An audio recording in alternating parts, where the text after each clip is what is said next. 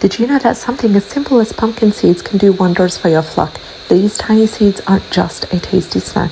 Many backyard chicken keepers believe that they also help to boost immunity, improve egg production, and even work as a natural dewormer. But how true is that, and how should you feed them to your chickens for better results? Stick around, because today I'll break down everything that you need to know about feeding pumpkin seeds to your chicken the right way. Welcome back to the channel. I'm Nora, and in this video we are going to dive into pumpkin seeds. Now on this channel we do videos talking about chicken keeping, indoor and outdoor gardening, fertilizing, everything that you need to know about homesteading the easy way, and also following my journey. If you are interested, go ahead and subscribe to the channel, click on the bell icon in order to be informed on all our new content. So let's start with the most important, most common questions. Are pumpkin seeds safe for chickens? The answer is absolutely. Chickens love pumpkin seeds, and they can eat them raw, roasted, without salt or seasoning, or even dried. These seeds are not only safe, but they're also really nutritious as well. Now, before you grab a bag of store-bought seeds and toss them in the coop, pay attention to what type of seeds you're giving them. Please make sure to avoid flavored or salted seeds, because chickens don't like the extra sodium, and artificial flavors and colorings can really be harmful for them. Make sure to stick to raw, plain seeds, so whether they are fresh from a pumpkin or store-bought, as long as they're natural and unseasoned. Now that we know that they are safe, let's talk about why they should be part of your chicken's diet. Now, pumpkin seeds are packed with a powerful punch of nutrients, and here's what makes them so great for chickens. It's because of their high protein and healthy fat content, because protein is essential for chickens, especially during the molting phase, because feathers are over 90% protein, and feeding pumpkin seeds can really help your birds grow back their feathers faster and maintain a strong body condition. And these healthy fats in the pumpkin seeds also give chicken a boost of energy, keeping them active and keeping them alert. They also help to strengthen the immune system, because they contain zinc, vitamin A, vitamin E, which are all important key nutrients to a healthy immune system. Now, a strong immune system means fewer illnesses, stronger resistance to infections, and overall better well-being. They also improve egg quality and egg production, because good nutrition equals good eggs. The zinc, the magnesium in the pumpkin seeds also support stronger eggshells and higher quality yolks. So if you've ever had thin or brittle eggshells, adding nutrient-rich treats like pumpkin seeds can really help make a difference. On top of that, they're also really natural deworming as well, because many chicken keepers believe that pumpkin seeds act as a natural dewormer, because they contain a compound that may help to expel internal parasites.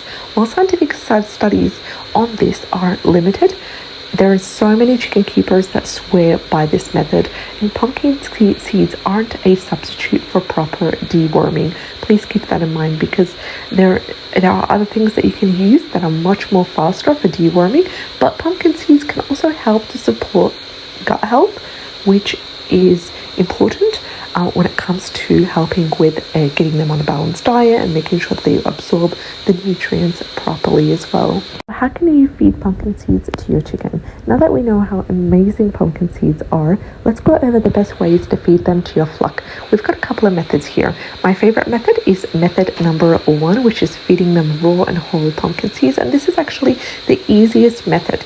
You just simply take a handful of pumpkin seeds, you scatter the seeds in their run, and you let the chickens do what they do best, which is forage. It helps to keep them busy, and it provides enrichment as well, and it really breaks the boredom. Method number 2 is grinding and mixing with the feed, and this is what I'm slowly going to introduce with the rolled oats that I give them as well. So if you have a smaller chicken or young pullets, you simply can go ahead and grind the seeds into a powder, and then you're going to mix it with their regular feed, and this makes digestion much more easier while still giving them all the benefits that they need. Another thing that you could do is to mix with fresh pumpkin. So chickens love fresh pumpkin. You can scoop out the seeds, you can leave them inside the flesh for an extra treat as well, and it's also a great way to keep them entertained. And our last method is soaking and mashing for a more softer treat. So it's particularly important when you're dealing with smaller chicken as well. or you're dealing with a chicken that is struggling with her digestive system, it's really easy to digest, and you can soak the seeds overnight and then you can mash them up or put them in the blender. And this works well for younger chickens and those who need softer food. So how often should you feed pumpkin seeds to the chicken? Like any treat, moderation is key. So make sure to feed pumpkin seeds anywhere between 2 to 3 times a week. You can also stick to about 1 tablespoon of seeds per chicken, and always provide a balanced diet with layer feed as their main source of nutrition, because too many pumpkin seeds can really throw off their diet, and it can also lead to excessive fat intake. So think of them as a supplement, not as a meal replacement. So before we start feeding pumpkin seeds, what are the most common mistakes we need to avoid? Well, there's 3 common mistakes that you need to avoid. Number 1 is feeding salted or flavored seeds. Please don't feed them store-bought roasted seeds, because they usually contain salt and seasonings, which can be quite harmful to the chicken. Another mistake is overfeeding them, because as we said, chickens need a varied, balanced diet with proper feed as the main source of nutrition. And mistake number 3 is leaving rotten pumpkin out. So if you're feeding whole pumpkin, remove leftovers before they spoil in order to prevent mold growth as well. And there it is. There you have it, everything that you need to know about feeding pumpkin seeds to your flock the right way. Have you ever tried this before? Let me know in the comments section. I'd love to hear from you, and I'd love to hear how your chickens react to pumpkin seeds. Don't forget to like, subscribe, and share for more chicken keeping tips. See you in the next video. Take care and have a great day.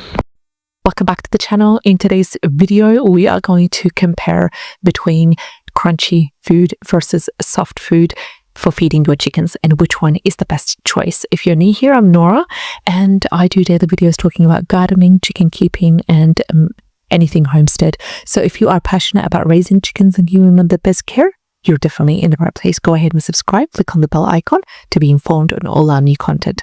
Today, we're going head to head with 2 popular feeding options for chickens: crunchy food and soft food. Which one truly benefits your flock the most? Stay tuned to find out, and don't miss my top tips for mixing and matching both options to keep your chickens healthy and happy right at the end of the video. So let's talk about crunchy food first. Now, when I say crunchy, I'm talking about feeds like pellets, whole grains, and cracked corn. These are staples in many chicken keepers' routine, and for a good reason. We're going to talk about the 4 main benefits to the crunchy food, or giving crunchy food to your chicken.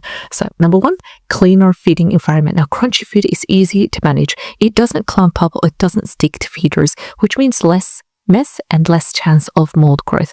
Your chicken gets a tidy eating space and you get fewer headaches cleaning it up.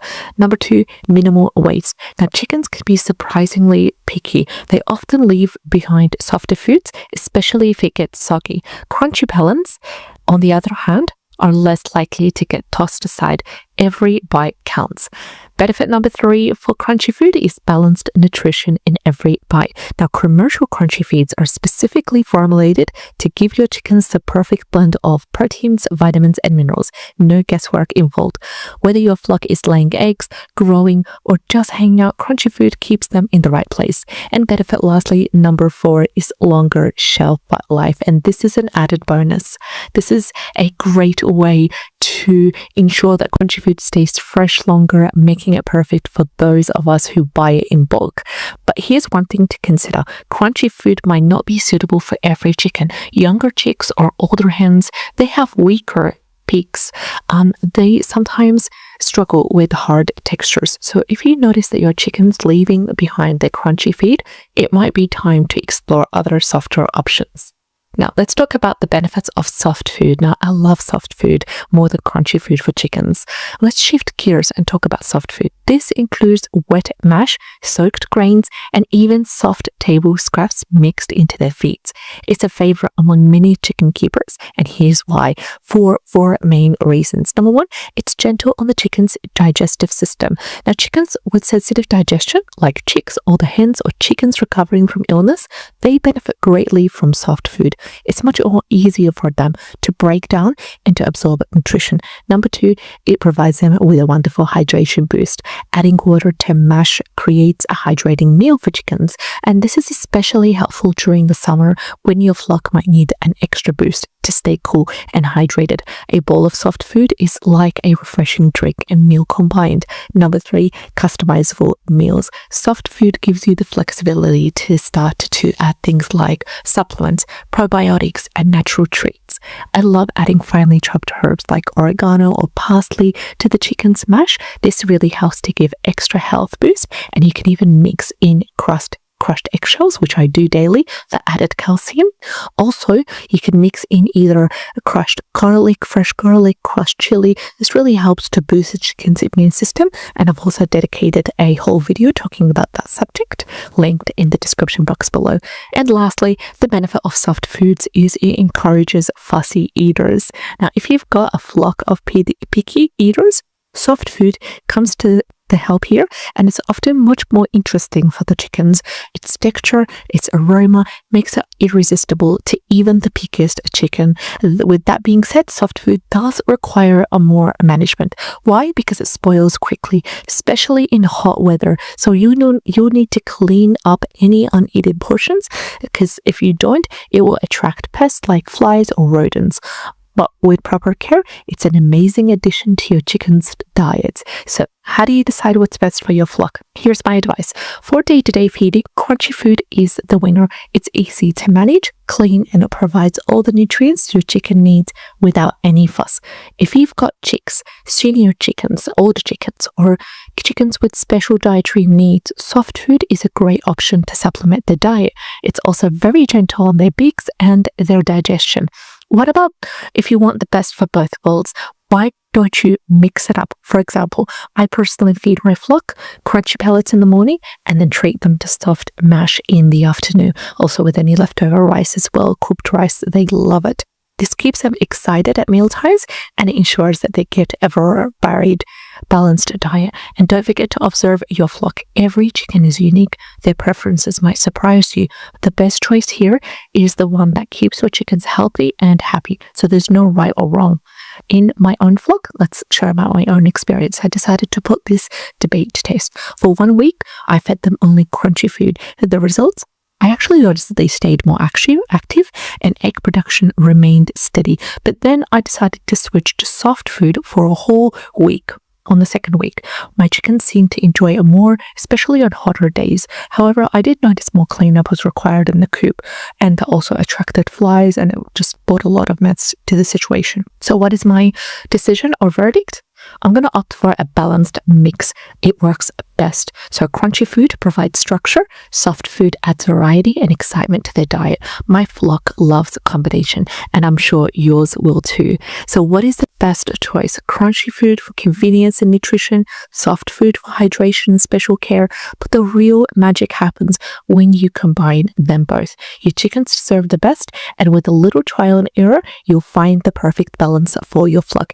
If this video has helped you in any way, please give it a like, share it with fellow chicken keepers, and don't forget to subscribe for more tips and tricks on raising chickens, healthy chickens. Oh, and I'd love to hear from you. What are your chicken's favorite food? Let me know in the comment section below. Take care and have a great day.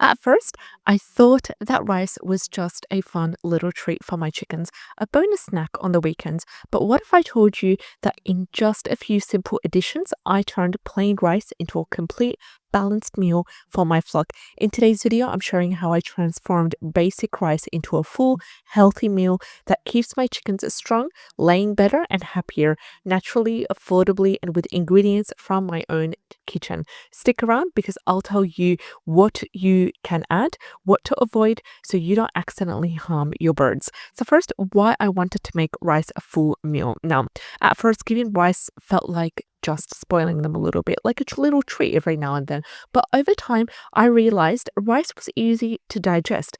It's actually a great energy source, and if you balance it right, it can cover protein, calcium, and vitamins as well, especially during times like molting, cold snaps, or heavy laying. I needed a way to give my girls something homemade, hearty, and boosting without expensive supplements. So after one tough winter, when egg production dropped, I decided to rethink how I used rice, and the results were absolutely amazing. So what you need to add to rice to make it a full chicken meal. Now, rice alone is not enough. Here's how I turned rice into a full meal for my flock. First, I added protein, which is crucial for eggs and feathers. So I added cooked scrambled eggs. They were cooled and they were fully chopped. If I didn't have cooked scrambled eggs at the time, I also added boiled lentils. And that were amazing as well, because I usually do lentil soup every 2 to 3 times a week. And if I didn't have lentils, I added a spoonful of canned tuna in water, and it boosts muscle strength. It boosts the laying as well and feather regrowth.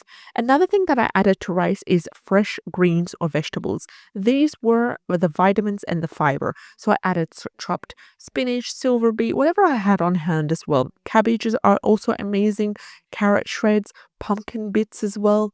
And I added also these wonderful greens, and they gave the vitamin A, vitamin C, and antioxidants, which kept their immune system really strong and healthy. Another thing you can add to rice is calcium support, and this is really important for strong eggshells. So you can add the crushed baked eggshells, which I did as well. And also, whenever I had that on hand, I sprinkled just a little bit of crushed oyster shells to the mix. And what that did is it prevents weak, broken, or soft shelled eggs. Now, another thing that I added to the rice, which was optional, and these were just for that added health boost as well. You don't really have to, but it really does play a big role. So a tiny sprinkle of kelp powder for minerals, and I also use kelp for my own family. I just add a little bit of kelp powder to any of the soups that I make, as well as the sea salt that I have as at the same time, just as a iodine boost. And if you don't have kelp powder, you can add a tiny dash of either garlic powder or the cayenne pepper as well, and that is for immune boost, natural worm prevention. And that way, one thing that you should avoid to add to your rice mix is no salt, no butter, so seasonings. So I want you to keep it simple and natural. And I think I like building the chicken cubs, protein, greens, and meals, always making happy face. Now, making a self-healthy is really the really brilliant. And here's my exact stack method on how I prepare the rice very safely. So here's what I mean. I cool the plain white oil rice. I do not add any seasonings. I let it then fully drain to burger truck. From then I just graze in a big mixing bowl. I start adding my chopped grains or veggies.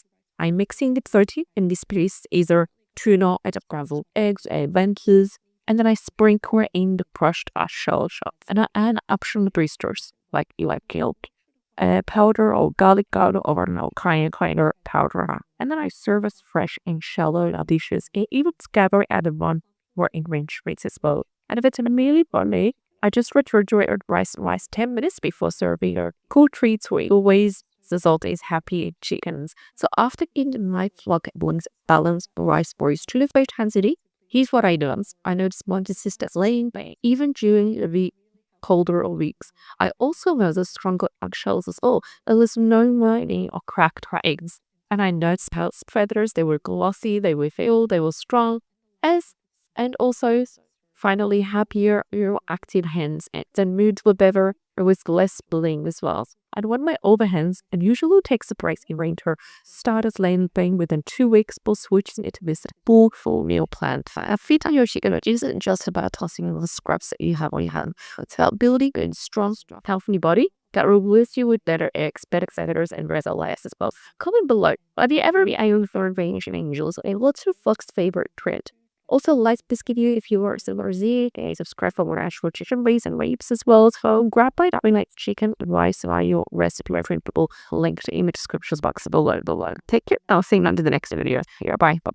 Mornings when the garden is quiet and the mist clings to the run, I like to give my hens something really nice for them to feed on. It not only feeds their body, but it also shows a little love. Over the years, I've learned this simple kitchen staple like oats and crushed eggshells can be even more powerful than many people realize. Not only do they help keep my flock healthy and laying strong, but they also turn food waste into something really nourishing. And this is a win-win in any backyard. Now stick with me until the end and I'll show you exactly how and why I use these two simple ingredients and the one mistake you should never make with eggshells.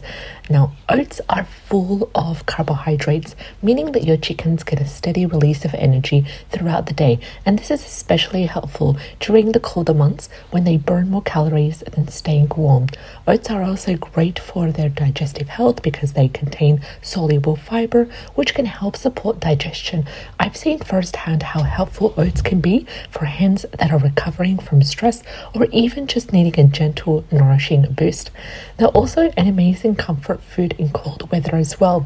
Now, I remember that last winter when one of my older hens was looking tired and ragged from molting. A few bowls of oats later, she was scratching and pecking with the young girls again. Now, before we begin, just a little bit of a word of caution. Don't feed a lot of raw dry oats in large amounts daily, because what happens here if you feed it to them daily is that it can swell in the crop and cause issues. So always try to feed them a small amount of dry rolled oats, as I have done here, or you can always try to hydrate it or mix it with other foods if serving more. So why do I add crushed eggshells to the mix? Now for the ingredient that every egg laying hen needs, and you probably throw it away: crushed eggshells. So why are they important for chickens? They're an essential calcium source, because once the chicken starts to lay an egg every day, this takes a huge amount of calcium from her.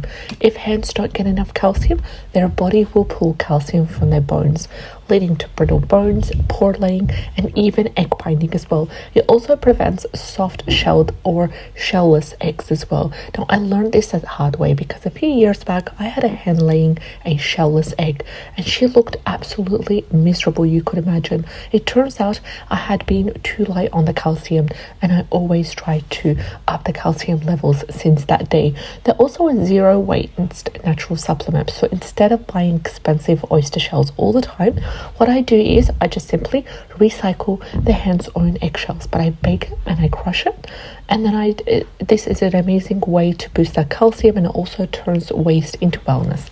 So here's how I prepare it safely. I start off by rinsing the shells, and I bake for 180 Celsius for 10 minutes. This really helps to sanitize the eggshells. Then I go ahead and I crush finely with a rolling pin or even a mortar and pestle, and I store in a jar until ready to mix into a feed.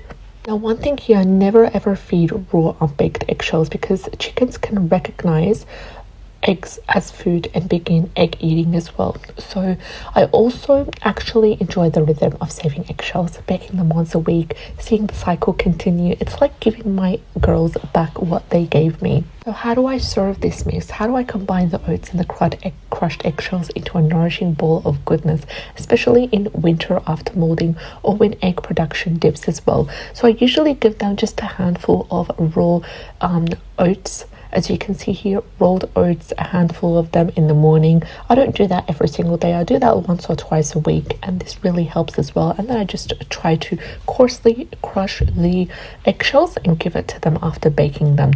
Also, on occasion, I give them warm morning oatmeal bowl, and this is their absolute favorite. Now, I've not done this in that video, but I do have a couple of videos where I show you how I do that. So I add 1 cup of rolled or quick oats to a bowl. I pour over warm water until the oats are soft and then slightly cooled, and then I mix in 1 or 2 tablespoons of crushed eggshells. Sometimes, if I have on hand any sort of chopped greens like spinach, parsley, silverbeet, and then as an option, if I do have it on hand, I would add a tablespoon of plain yogurt or a sprinkle of flaxseed or any other seeds that I have on hand, and then you can serve fresh in a low dish, or you can do what I've done. You scatter small spoonfuls around the run for a natural foraging fun as well.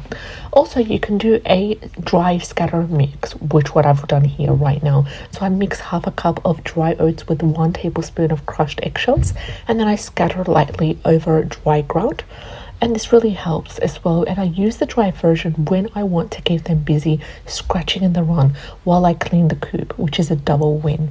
Now, with that being said, let's talk about some of the results that I've seen and when not to overdo it. Because offering oats and eggshells regularly, it might be the easier option, especially during the colder months, but you don't want to do it every single day. Now, what is the benefits to this? Benefits that I've personally noticed is that stronger, more consistent eggshells, brighter energy and mood for the little chicks as well, and the chickens, the better feather condition during the molt and more activity even on cold mornings. And one of my girls who usually takes laying breaks in winter started also laying strong this season with this boost and with this change as well. And when to use it in moderation, there's a couple of 3 things that I want you to know before you start using it. First of all, don't overfeed oats, because too many carbs can lead to weight gain, and also it swells up if it's dry oats as well. This mix should be a supplement, never as a replacement to quality layer feed, and it's also ideally to be used 2 to 3 times a week as a treat or as a energy boost. Now, I want you to go ahead and skip oats altogether if you notice that your flock is already overweight or eating less layer feed.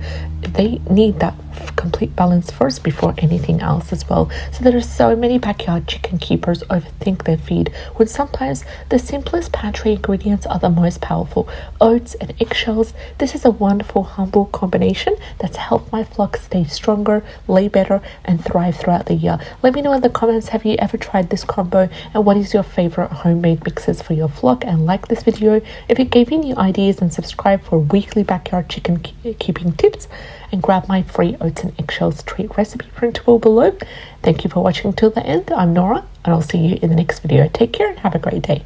Welcome back to the channel. Glad to have you here. In today's video, we're going to talk about how to get your chickens to stay happy and stay healthy and lay eggs consistently. And in today's video, I'm going to be sharing simple and essential tips to help your chickens stay healthy and stay productive. So whether you are a first-time chicken keeper or if you've been taking care of chickens for a while, there will be information here for everyone, and there will be some tips and strategies, and also sharing my learning experience along the way. So if you're new here to the channel, welcome. I'm Nora, and I share with you my gardening journey, and I've just started to take care of chickens with my family, and I have a couple of important information to share with you. So subscribe to the channel and click on the bell icon in order to be informed on our daily new content.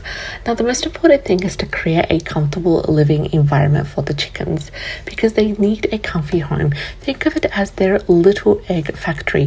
If the factory is not running smoothly, you will not see any results. So I'm going to leave you with the 3 tips in regards to the environment that chickens live in. Tip number 1, please provide a clean, dry, and secure coop. You can use materials like straw or wood shavings for bedding. This really helps to keep the coop warm and free from moisture. And you can also make cleaning a weekly routine. This will help to prevent pest and bacteria buildup.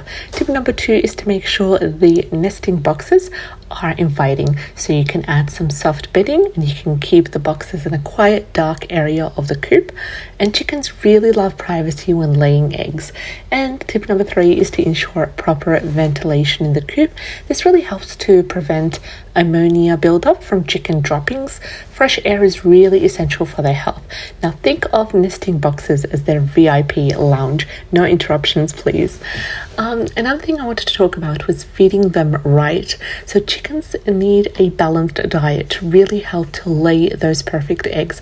Let's talk about what's on the menu for your flock, starting with the main diet. So feed them a high quality layer feed, and this type of feed contains the calcium and the protein needed for strong eggshells, and it's their main source of nutrient. Coming next, we have treats. So you can offer some healthy snacks like leafy greens, fruits and mealworms, and these make great supplements, but keep treats to about 10% of their diet.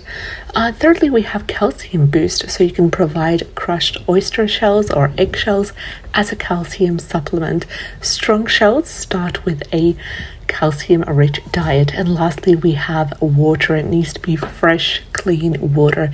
This is a must. Now, chickens can't lay eggs if they are dehydrated, so please go ahead and check waters daily, especially in hot and cold weather. And yes, they might look small, but they're picky eaters, so don't skip up on the good stuff. Now let's talk about getting them the sunlight that they need. Let them soak up the sun. So did you know that chickens need sunlight to lay eggs? It's true. The sun helps to help the chicken to produce vitamin D, which is really essential for egg laying. So give them outdoor access during the day. Even a small yard or a run will do wonders for their mood as well as their health. Now, what to do if it's winter? So if it's winter or if you live in a less sunny area, you can consider adding a safe light source to their coop for a few hours each day. You can aim for about 14 to 16 hours of light to keep their laying cycle consistent. And you could also create a predator safe outdoor area so your chickens can roam and forage without fear. Happy chickens equals more eggs, and sunshine is their best version of copy. It keeps them going. Now, it's important to also monitor their health, because healthy chickens are productive chickens. Regularly check your flock for signs of illnesses, for signs of stress. Here's how. Number one, check for parasites. So look under their feathers for mites or lice. Treat infestations properly with appropriate sprays or powders. Number two, examine their combs and wattles. So bright red means they're healthy. Pale or shriveled could be a sign of trouble, and healthy combo also indicates proper blood circulation. And observe their behavior as well. So if a chicken seems lethargic, if it stops laying eggs, if it isolates itself, it might need extra care or a vet visit. And lastly, we've got vaccination and deworming. So keep their vaccinations up to date and schedule regular deworming. Think of yourself as their guardian. The better you look after them, the better they'll look after your breakfast needs. Next up, we've got their environment. So keep their environment stress free, because stress can seriously impact egg production, and chickens thrive in calm and predictable environments. It's really important to avoid overcrowding, because each chicken needs about 4 square feet of space inside the coop and 10 square feet in the outdoor run. And it's also important to protect them from predators. So you do so by securing your coop with sturdy locks and ensuring fencing is predator proof. And lastly, limit sudden changes like moving the coop or introducing new chickens, because gradual changes can help them adjust, while immediate shocking changes can really mess up with their mood and can really also cause shock, and it might make them either stop or temporarily pause laying eggs. So relaxed chicken is a happy chicken, and happy chicken lays more eggs. Simple as that. It's a simple formula. Next up, we've got seasonal adjustments. So seasons play a big role in your chicken's egg laying patterns. Here's how to keep them productive year round, starting with winter. So during the winter, you can go ahead and provide extra lighting in the coop, which really helps to ensure that the water doesn't freeze. And you can offer warm treats like cooked oatmeal to keep them energized. And during the summer, you can keep them cool with plenty of shade and fresh water. You can also go ahead and add electrolytes to their water on particular hot days. Now, adjusting your care routine with the seasons also ensures that your flock stays happy, it stays healthy, no matter what the weather is. And lastly, it's important to be patient and consistent.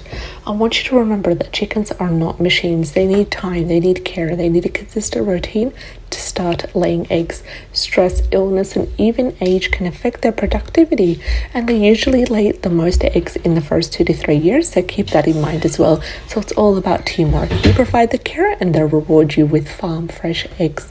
Win-win situation. And there you have it, everything that you need to know to keep your chickens laying eggs happily. If you found this video helpful, give it a thumbs up, and don't forget to subscribe for more tips on backyard farming and chicken care. Thank you so much for watching, and until next time, take care of your chickens and they'll take care of you. Take care, have a great day, bye-bye. Welcome back to the channel. Glad to have you here. This is a natural chicken treat that you have to try.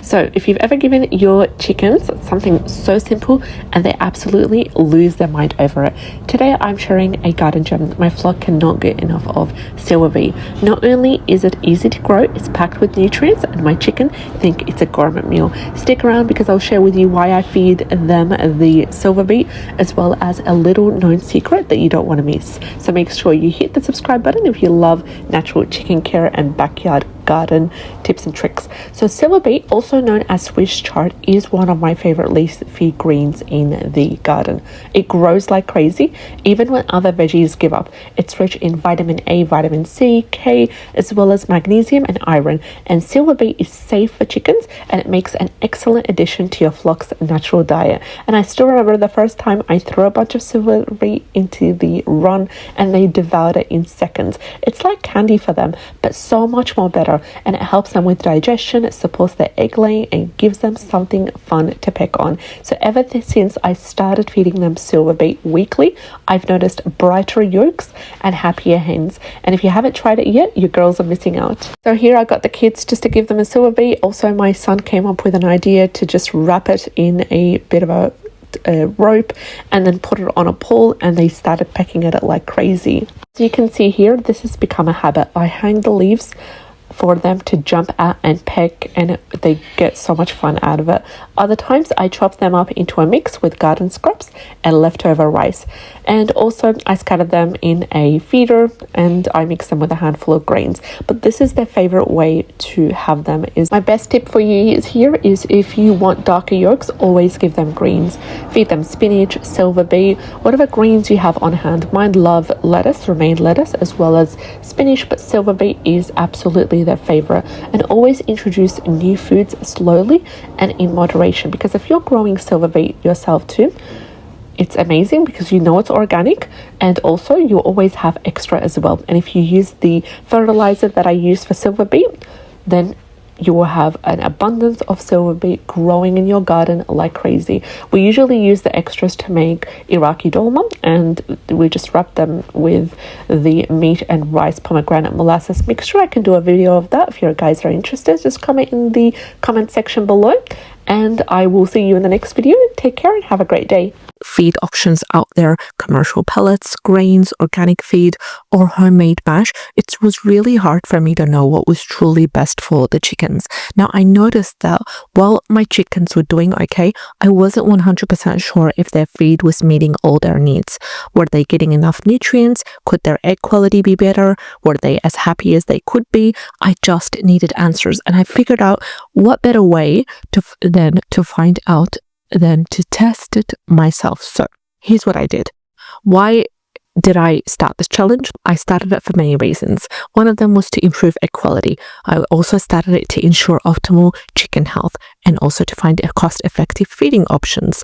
Now, reducing major food waste was also a big thing for me, as well as just maximizing my flock's happiness just in general. So I set out to test different feeds over 60 days, and I tracked everything carefully.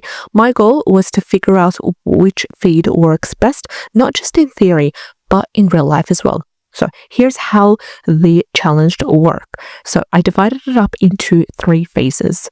I divided the 6 days into 20-day phases. Each phase focused on one specific feed type. Phase number 1 focused on commercial pellets, which was the most commonly used feed.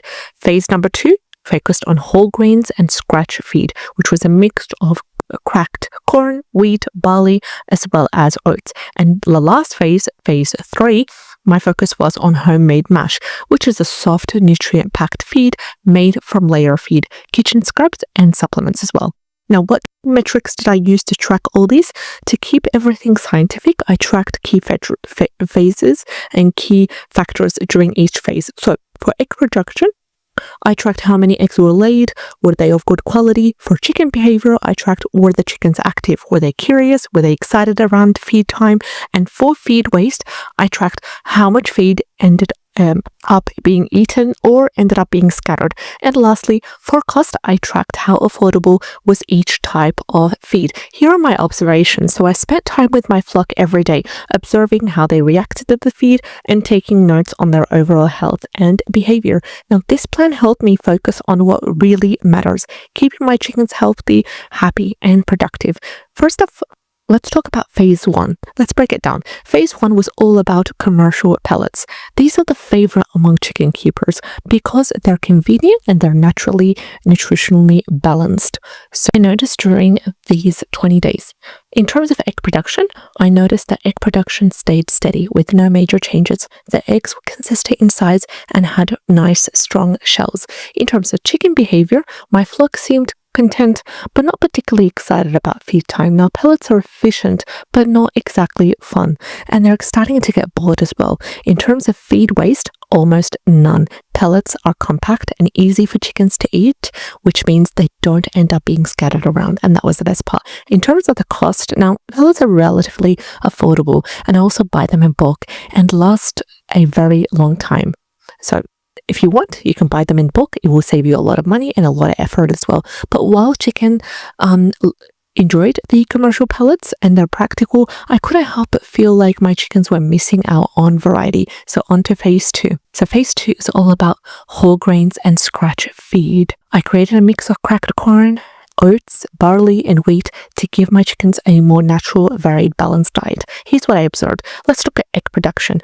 Egg production stayed consistent, but I noticed a slight drop in shell quality. Now, some shells were thinner than usual. In terms of the chickens' behavior, my chickens loved this phase. They were the most active, the most engaged. They scratched the ground and foraged like they do in the wild.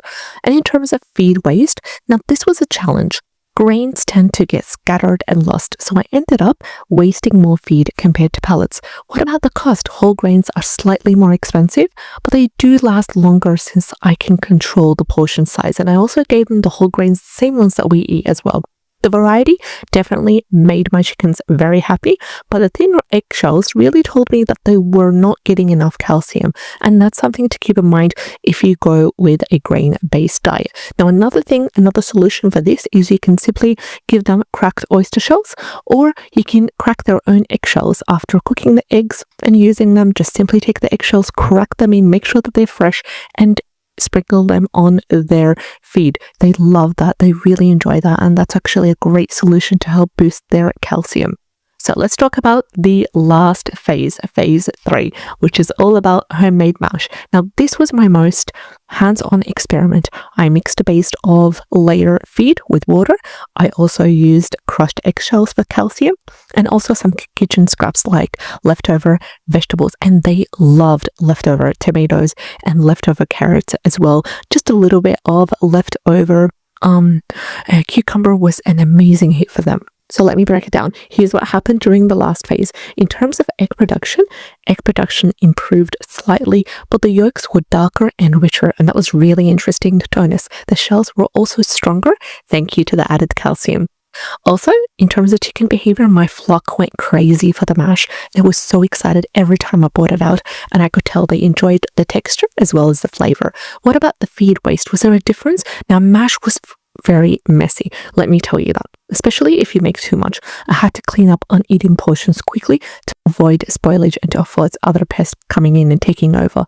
What about the cost? It was surprisingly quite affordable since I used scraps and inexpensive supplements like eggshells as well as herbs as well, this was a game changer.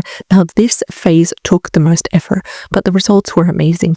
I love how I wasn't able to waste any food around the house and I could give it to them. My flock seemed happier and healthier than ever.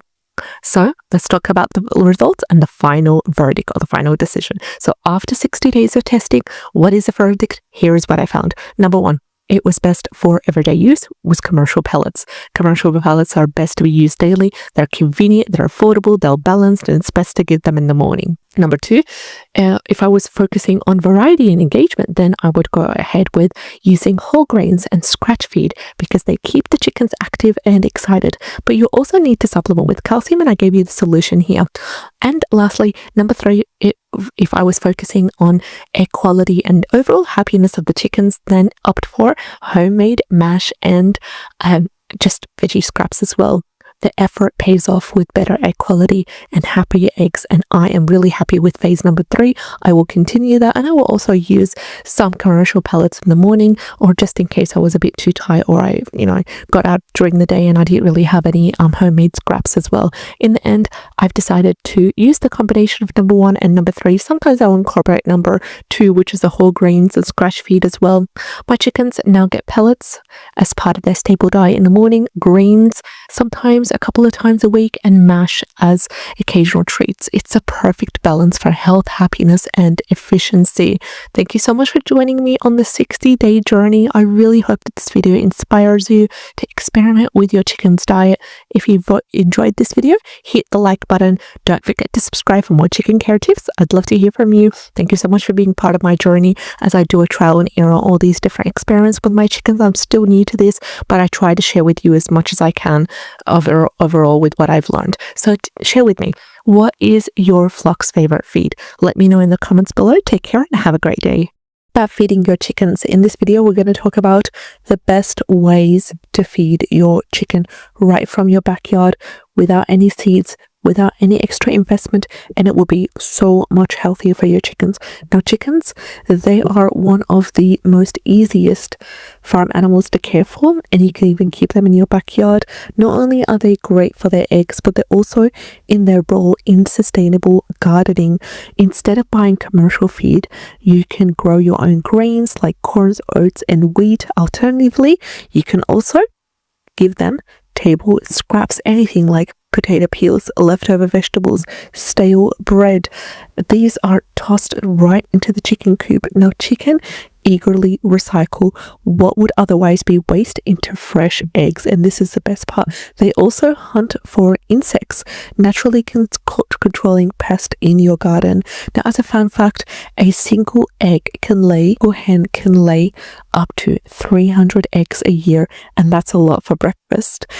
Now, when it comes to chickens, they are the garden sustainable snackers, and chickens thrive on a diet of naturally grown or organic grains, corns, oats, wheats. These grains provide the essential carbohydrates, proteins, and nutrients that keep them healthy and productive. And many people dedicate small portions of their land, if they're capable to growing these grains specifically for their flock. And this not only saves cost, but also ensures a consistent, high quality food source. Now, if this is a choice for you, let's just quickly talk about the process in brief. So after harvesting, grains are dried, they're stored in silos or bins to feed the chickens all year round. And people usually grind or crack the grains to make them easier for the chickens to digest, ensuring that they get the maximum nutritional benefits. Now, grains, why are they good? Because of their nutritional components. They are energy dense.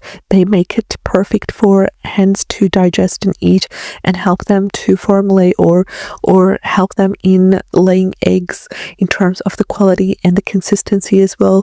And also, chickens use grains for extra fuel to produce eggs consistently.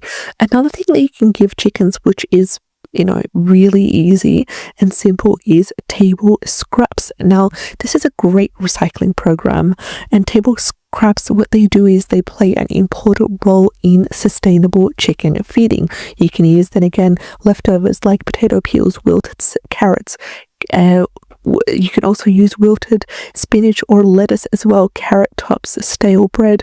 These all can be repurposed into chicken feed rather than being wasted, and they love the variety. Their digestive system is perfectly suited to handle these scraps. Now, in terms of scraps selection, please be mindful about what scraps you provide. Foods like citrus, onions, and overly salty or sugary foods, please avoid these because they're not ideal for chickens. Instead, focus on nutrient-rich vegetable scraps and occasional bits of breads or grains as well. Also, in terms of waste reduction, now by feeding or choosing to feed scraps to your chicken, you significantly reduce household waste. You create a closed loop system where nothing goes unused, and that's absolutely beautiful. Now, they are also amazing to help in controlling pests. Now, chickens, these are nature's pest controllers, hunting insects like beetles, grasshoppers, worms as well, and they're constantly scratching and pecking. Not only provides them with extra protein, but it also keeps the pest from invading crops. And this is amazing for your garden. So because you need to allow the chickens to roam in the garden areas during non-growing seasons, this actually keeps the soil aerated and pest populations in check as well. Also, in terms of how chickens are instinctively always on the search, looking out, seeking out bugs, making them really important for organic pest management as well.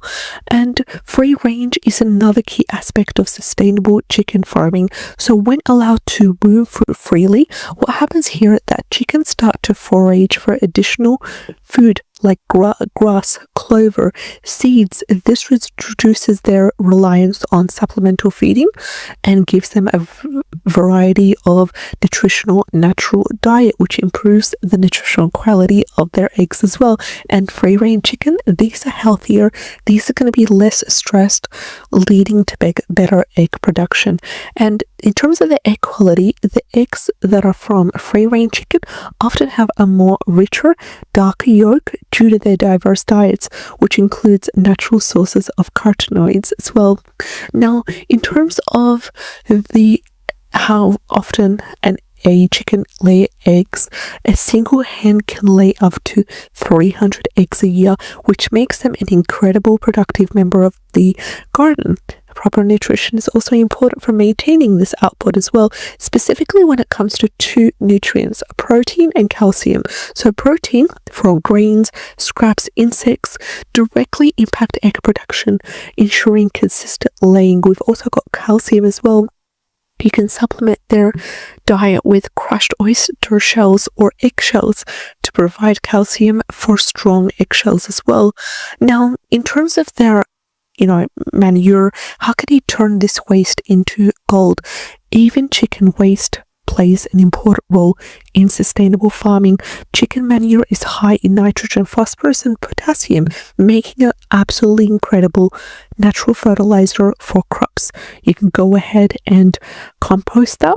You can collect a composter, age it to eliminate pathogens and balance nutrient levels before being applied to the soil. Now, this fertilizer also enhances the soil's fertility. It promotes healthier and more productive garden as well. They're also considered like the garden's heroes as well, because they're much more important than just producing eggs. They're pest controllers, they're recyclers, and the soil enrichers as well. Now, by feeding them with grains, with scraps, the owners or the carers create a sustainable system that benefits the entire garden. Now, fun fact, chickens aren't just utilitarian, they're also entertaining. Their quirky behavior, their squabbles over food, their determined bug hunts as well. All this adds life. For an entire week, I fed my chickens a special homemade mix: crushed dry cat food, rolled oats, their own crushed eggshells and pumpkin seeds. Why? Because my hens stopped laying eggs and I needed to fix it fast. But did it actually work? Was it a total waste of time and money? Or did this secret recipe bring my flock back into full egg production? Stick around because the results shocked me.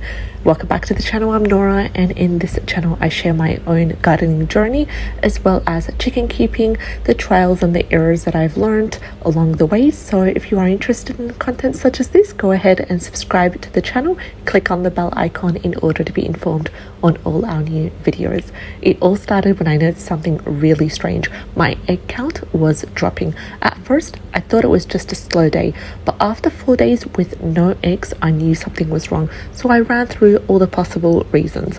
Were they molting? No, their feathers looked just fine. Was it the weather? There was no sudden temperature drops. Besides, it was actually a little bit more hotter as well. Was there stressed? There was no predators, there was no changes in the flock. And was it their diet? Bingo. That's when I realized maybe my chickens were just not getting enough of the right nutrients. So I did what any desperate chicken owner would do. I experimented. I made a big batch of a high protein, nutrient rich mix and I fed it to my chickens every single day for a week. Here's what was in the mix. There was crushed dry cat food, which was a protein powerhouse, around 30 to 40% protein. I included rolled oats, which are a good energy source, plus chickens love them. I included their own recycled crushed eggshells, which are a natural calcium boost for stronger eggshells. And I included pumpkin seeds, which are a superfood that supports digestion. And there is also a rumor going around that it really helps with parasites and deworming the chicken. So I mixed everything together and I fed it to my chickens every single morning. Would it work?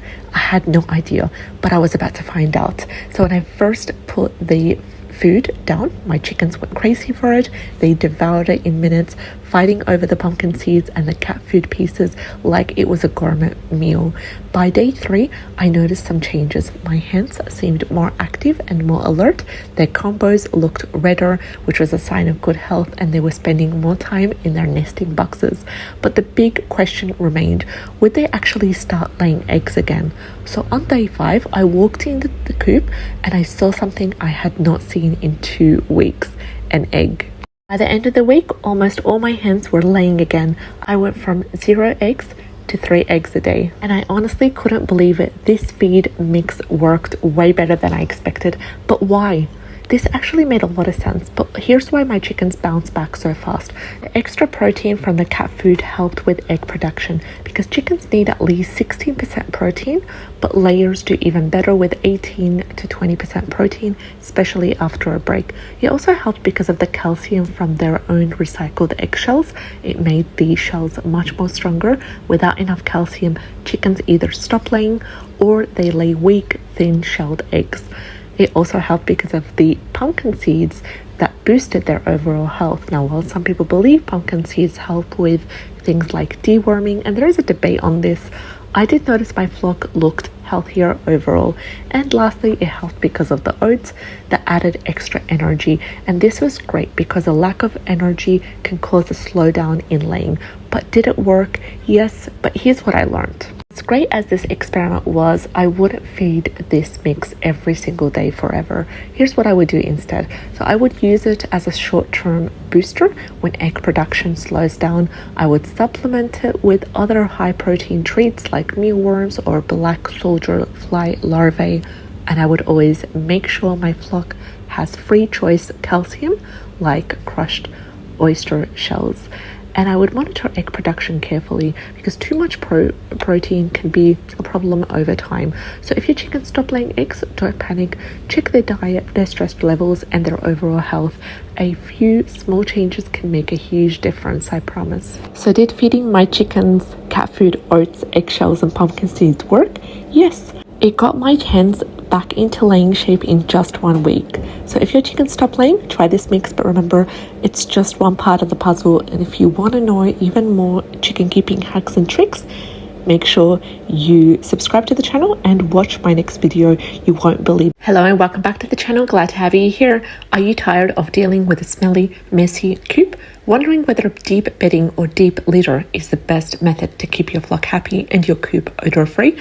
I've tried both methods in my own chicken coop, and today I'm breaking it all down. The pros, the costs, the cons, the maintenance, and my own personal experience, so you can choose what works best for you. Trust me, you don't want to get this wrong, because a poorly managed coop means bad odors, unhealthy chickens, and extra work for you. Stay until the end, where I'll share some expert tips to help you avoid the biggest mistakes I've seen backyard chicken keepers make. Now, before we jump in, hit that like button if you want fresh, practical chicken keeping tips and tricks every week. And don't forget to subscribe so you never miss out on our new content.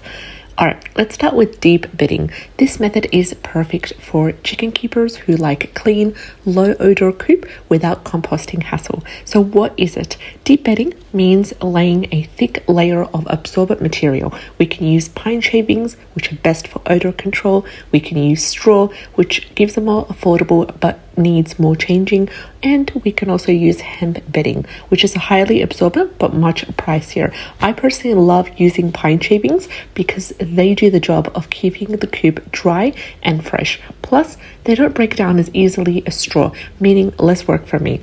So here's the thing, if you don't stay on top of deep bedding, it can turn into an ammonia bomb. You must be able to spot clean daily, with also by removing poop and wet areas. You need to add fresh bedding weekly to keep things fresh, and you need to do a full clean out every week or month, depending on your flock size. So why you might regret deep bedding?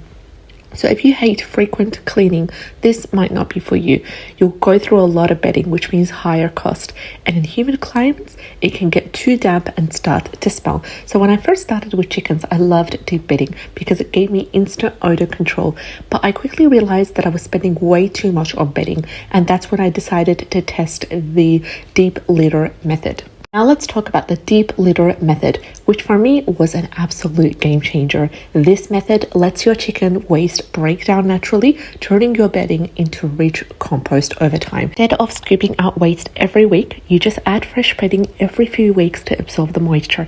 You stir the bedding occasionally, because this is going to allow the airflow to keep odors down, and you let it naturally compost right in your coop. And the best part, you only need to clean it once or twice a year. So why did I switch to deep litter? So when I tried the deep litter, I was shocked. I was shocked at how much time and money I saved.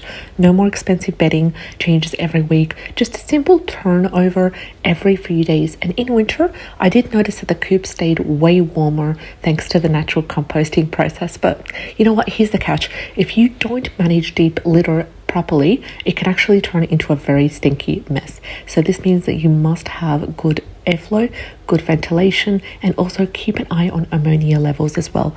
Here are some deep litter mistakes that you can't afford to make. Number one, don't let the bedding get too wet, because it's going to breed bacteria if it does. Number two, don't use sawdust or fine material. They mat down and don't compose well. And lastly, don't start with too much waste. Layer fresh bedding regularly to keep it balanced. Now let's talk about deep bedding versus deep litter. Which one should you choose? If you're still not sure which method works best for you, let's help you break it down. So it's starting with the cleaning. In terms of deep bedding, it requires frequent cleaning. But if you have deep litter, you only need to clean between 1 to 2 times per year. In terms of odor control, for deep bedding, it's really high if maintained. But for deep litter, it's actually good if you allow airflow to really get in and take control of things. In terms of the composting benefits, when it comes to deep bedding, there are no composting benefits at all. But with deep litter, you get compost that way. It's in terms of whether it's good for beginners or not, deep bedding, super easy for beginners, but deep litter needs good management as well. In terms of the cost, the deep bedding is much more higher in cost, which means more bedding more frequently, but the deep litter offers much more of an affordable option because there's less cost involved and there's less bedding as well. And lastly, the winter warmth. The deep bedding offers no extra warmth, but deep litter naturally warms the coop. So if you live in a climate where you have a winter for quite a while like we did, and you want to offer that warming component, then you might opt for deep litter. So if you love the idea of free compost and less cleaning, deep litter might be your best friend. But if you prefer a clean and fresh smelling coop every week, deep bedding is the best way to go. This is the final verdict. So after trying both, I personally use a mix of both methods. So in the smaller coop, deep bedding works best because I don't want to deal with longer or long-term composting. And in my larger flux coop, deep litter is amazing. It saves me so much time and my garden gets nutrient-rich compost. So let's talk about some pro tips. So you can use pine shavings for best odor control. If you use deep litter, please turn the bedding weekly. This will really help to keep things fresh. And if you also want, you can also add diatomaceous earth in order to help prevent mites and bugs as well, and monitor ammonia levels. So if you smell it, just add fresh bedding. Now let me know which method do you prefer. Drop a comment below, and if you have made it this far, hit the like and subscribe button for more chicken care tips and tricks. Take care and I'll see you in the next video. Bye bye. Have you ever dreamed of fresh eggs every morning, happy chickens clucking in your backyard, and a sustainable, rewarding hobby? Well, I'm here to tell you raising chickens isn't just about throwing some feed and waiting for eggs to appear. Today, I'll share the insider tips and tricks that I've learned that no one tells you about, the good, the bad, and the downright surprising parts of raising a chicken. Stick around because you're about to save yourself a ton of headache. Welcome back to the channel. I'm Nora. If you're new here, make sure you subscribe, and I love helping people like you create sustainable lifestyles. Raising chickens is a fantastic way to start. But before you dive in, there are a few things I want you to know. Today, I'm going to cover what no one tells you about chicken behavior, how to set up your perfect coop without overspending, what to expect during the first few weeks, and surprising challenges that come with keeping chickens. So grab a coffee and let's get to it. First up, chicken behavior. These birds are smarter and more social than you think. No one will tell you this, but chickens have personalities. Some are friendly, some are shy, and others total divas. You'll find that your flock develops a pecking order. Literally, chickens can get territorial, and if you're not careful, bullying can happen. Trust me, I've seen it with my own eyes. Here's how you can handle it. Number one, always have at least 3 chickens. Now I have 3. I'm also planning to get a couple more as well. If one of them gets sick or injured, God forbid, a duo can get lonely or aggressive. Number 2, please provide plenty of space. Crowding chickens leads to stress, which can reduce egg production and also cause fighting as well. Lastly, watch out for signs of bullying, like missing feathers or a chicken hiding all day. Intervene early if you see this.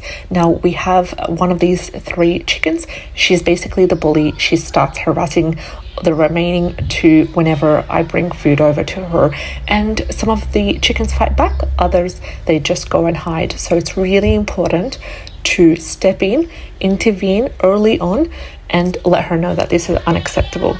Now, about their quirks, did you know chickens recognize faces? They'll know you're the one who feeds them, and they might even follow you around. But they also love to eat, and they'll try to eat just about anything. So please make sure that their environment is safe. Now let's get to the fun part, setting up the coop. Now let's talk about coops. This is where a lot of beginners go wrong. You might think that you can get by with a cheap, small coop, but chickens need space and they need comfort to thrive. Here's the golden rule. You need at least 4 square feet of indoor space per chicken, plus 8 to 10 square feet of outdoor run space per bird. Gimping on space leads to stress, sickness, and poor egg production. Now here is what no one will tell you about coops. Number 1, ventilation is key. Chickens produce a lot of moisture from breathing and droppings, which can lead to ammonia buildup and respiratory issues. So please make sure your coop has windows or vents. Number 2, predators can be very sneaky. I've seen them with my own eyes. Raccoons, foxes, and even neighborhood cats can be a big threat. Secure your coop with a hardware cloth, not chicken wire, because chicken wire is flimsy. And lastly, nesting boxes is a must. But You don't need one per chicken. One box for every 3 to 4 hens is enough. Line them with straw or wood shavings and your hens will lay happily. Here's a pro tip. Raise the coop off the ground to deter pests like rats and to give your chickens shade and a dry area underneath. Now let's talk about the first few weeks. Now the first few weeks with chickens can be very overwhelming, especially if you're just starting with chicks. Here's what to expect. Brooding basics. So if you're raising chickens, you'll need a brooder box with a heat source. Baby chicks, they need warmth. They need about 35 Celsius in the first week, and you'll lower their temperature above 5 Fahrenheit each week. So use a heat lamp or a brooder plate. Just make sure it's safe and secure. Number 2, feeding and watering during the first few weeks. Now, chick starter feed is a must for the first 8 weeks. Please keep that in mind. Always provide fresh, clean water and use shallow dishes to prevent drowning. And lastly, first outdoor experience. Fully feathered, around 6 weeks old, you can move them to the coop. But remember, chickens are very vulnerable, so introduce them slowly to the rest of the flock. And here's something people rarely mention. Chickens hate change. Moving them to a new coop, adding a new flock member, or even changing their feed can really stress them out. So take transitions slow and steady. So what are the main challenges and surprises I've found with keeping chickens? Let's talk about the challenges to get started with. Owning chickens is very rewarding, but it's also not always sunshine and eggs. Number 1 on the top of the list, we have predators, and we live in a suburban area, and predators can be a big problem, especially wildcats or street cats as they're called. Double check your coop every night. A secure coop is your flock's best defense.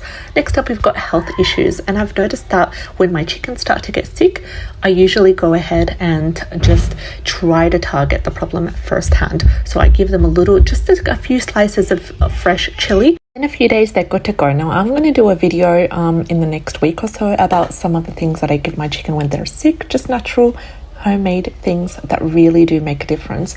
Now, I want you to look out for symptoms like lethargy, pale comes, or diarrhea. Find a local vet who treats chickens before you need one. So another thing that I wanted to talk about is egg laying surprises. Now, chickens, they don't lay eggs every day. Yes, there are days where they lay day by day, and this is a really fun, surprising thing, but it doesn't happen every day. And factors like daylight, hours, diet, and stress really affect their production. So if your chickens stop laying eggs, they're trying to tell you something. Lastly, we have molting. So did you know that chickens lose their feathers every year?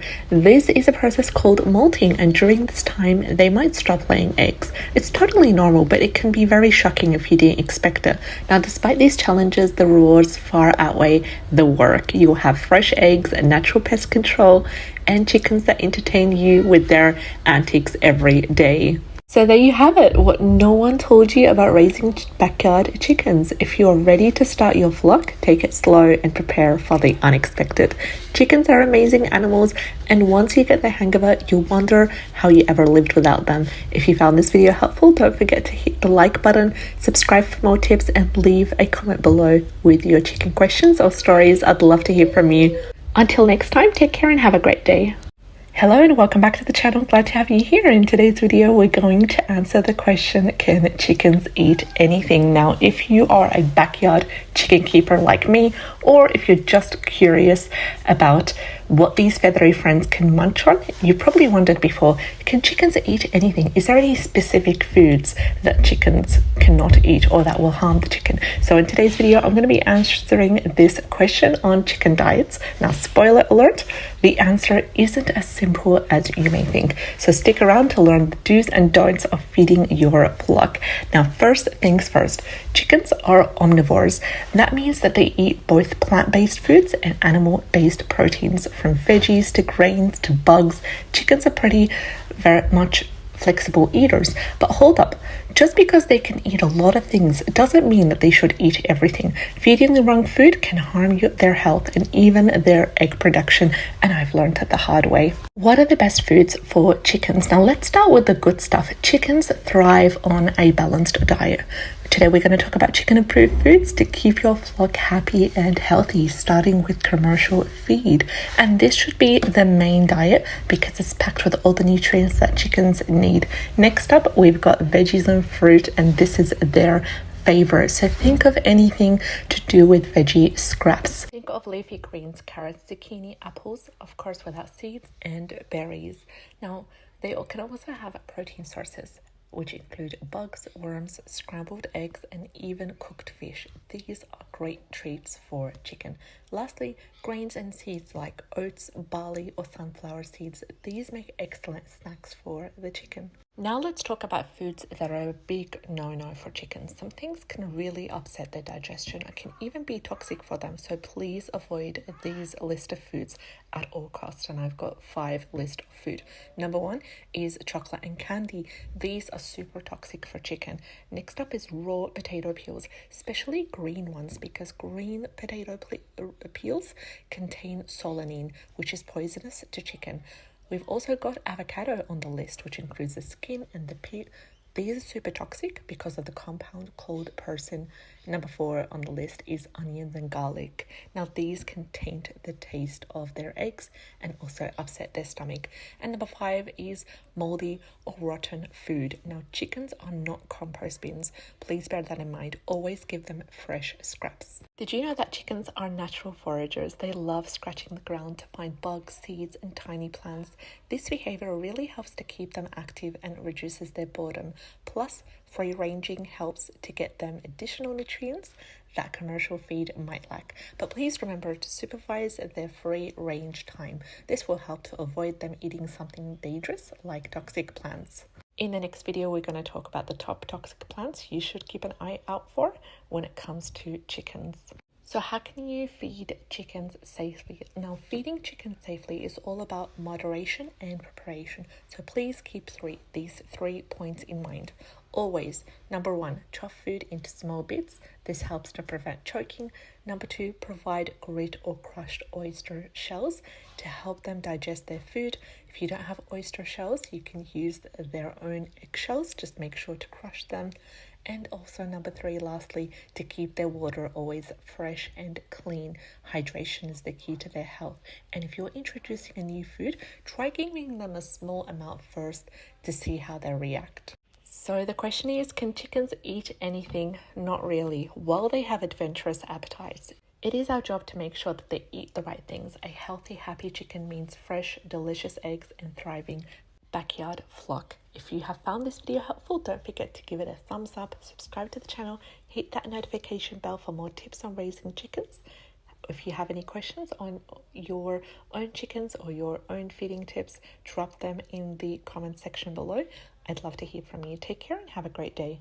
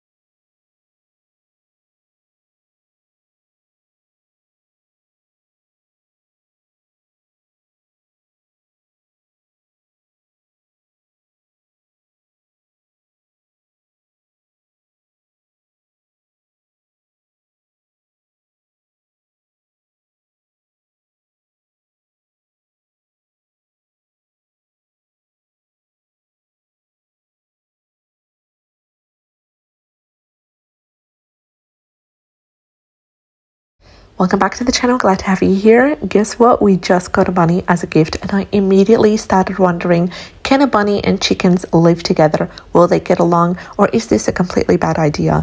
In today's video, we're diving deep into the pros and cons of keeping rabbits with chickens, how to introduce them safely, and what you need to know before making this decision. By the end of the video, you'll know exactly whether these two species can be roommates or if it's a recipe for disaster. So let's jump in. I know a lot of backyard farmers, homesteaders, and animal lovers out there that are really curious about keeping different animals. Chickens and rabbits seem like a great match, but is it that simple? In today's video, we're going to talk about how we can be able to integrate this transition safely and easily for both animals. First things first, can rabbits and chickens actually live together? The answer is maybe. It depends on a few key factors that will determine whether this setup is a cozy farmyard friendship or a stressful living environment. There's a couple of things that determine whether bunnies and chickens can be able to safely live together. Now, first of all, we've got temperament, which really does matter. Not all rabbits and chickens are friendly. Some rabbits are chill and social, while others are really territorial. The same goes for chickens. Some flocks are calm, while others are full of bossy, pecky, happy divas, just like Scarface right over here. Also, we've got space. Space is really key. So chickens and rabbits can coexist if they have enough space. If the area is too small, your bunny might feel trapped and the chickens might see it as an intruder. It can also affect the chicken laying eggs as well because of that new change coming in, so they will integrate a bit more differently. And lastly, personalities can be able to crash as well and clash because chickens are naturally curious. They love pecking at everything.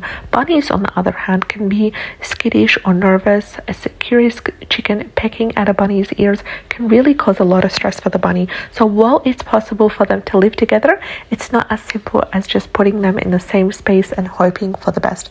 Now let's talk about the benefits and the risks of this setup. Let's start with the pros, why it can work. It can work if we've got efficient space use. So if you already have a secure chicken running coop, adding a rabbit might seem like a great way to make use of that space. Secondly, companionship. Now, some bunnies and chickens actually really enjoy each other's company, especially if they grow up together. Also, great for a shared cleaning routine. So instead of maintaining separate enclosures, you can clean one area instead of two, which means less work for you. And lastly, and most importantly, a natural fertilizer bonus for anyone out there that loves to plant and take care of their garden as well. Rabbit drippings, they're fantastic for composting. Chicken manure is also already valuable for the garden, so it's a win-win situation. Now, before you run to the pet store and start to grab a rabbit to introduce to the chickens, wait right here. I've got a couple of cons, starting with 4 cons why it might be a bad idea. Starting with number 1, chickens peck at everything. Chickens peck as a way of exploring. A bunny's ears, a nose, or a fluffy tail can become a target, leading to stress and even injuries. So it's really important to pay attention and to make sure that this does not happen. And if you see it happening, just isolate that chicken for a period of time and make sure to change the rabbit's location. Another thing is different dietary needs, because chickens they can eat grains, seeds, and scraps, but rabbits, they need constant hay access and specific vegetables in order to thrive. So if your bunny eats chicken food, it could also lead to digestive issues and also bacterial risks, because chickens carry bacteria, a specific bacteria called Pasteurella bacteria, which is harmless to them, to the chickens, but it can be really deadly for rabbits. And lastly, territorial behavior. Rabbits and chickens both defend their space. If they feel threatened, you might see aggression, chasing, or even biting. If you do want to keep them together, how do you introduce them properly? This is what we'll be doing. So I'm going to break it down step by step. Step 1 is to keep them separated first, which is what we did. We separated the bunny in its own little cage. We did a setup right over here. So we started by keeping the bunny in a separate hutch inside or next to the garden, the chicken run, so they can see and smell each other without direct contact. Step 2, supervised meetings. Gradually and slowly, after a few days, we're going to let them meet in a neutral area, like a sectioned off part of the run, and we're going to observe their body language closely. Step 3 is to provide hiding spots, because rabbits need a space to retreat if they feel overwhelmed. So create wooden shelters, create tunnels for them as well, and lastly, expand their time together. If all goes well, gradually allow them to spend more time together, but please watch out for bullying. I'm going to be keeping a close eye on Scarface just in case she starts pecking at the rabbit. What's the best setup for keeping a bunny with chickens? So this is what we're going to be doing. We're going to separate sleeping areas because rabbits need a dry enclosed hutch while the chickens require roosting space. So we're going to allow the rabbit to sleep in its cage in the garage, and also we're going to extend that cage and make it more bigger as well. This is just a temporary fix. Also, safe flooring is really important. Wire flooring here can hurt the rabbit's feet, so please use soft bedding, straw or dirt. Separate the water and the food. Never ever let the rabbit eat the chicken feed because it's too high in protein and it can cause stomach issues. Also, you need to have a backup plan, so always use a separate enclosure in case things don't work out. So when is it not a good idea to keep them together? There are 3 signs that we'll be looking out for that will tell us that it's not a good idea to keep them together. I want you to look out for these 3 red flags. Red flag number 1 is aggressive roosters or hens. So if you notice that your chickens start to peck or chase at the rabbit, it's best to separate them. Red flag number 2 is high stress bunny. So if your rabbit constantly hides, it thumbs, it runs away from chickens, they're probably too stressed out to live together. And red flag number 3 is limited space. A clamped enclosure will lead to tension and fights. So can a bunny live with chickens? The answer is it really does depend. If you introduce them properly, have enough space and monitor their interactions, they can peacefully live together. But if things get tense, I want you to take a stance, step in, and separate them, please. So if you found this video helpful, hit that like button, subscribe for more tips and strategies. And also, do you have a bunny and chicken living together? Share your experience in the comment section below. Take care and have a great day.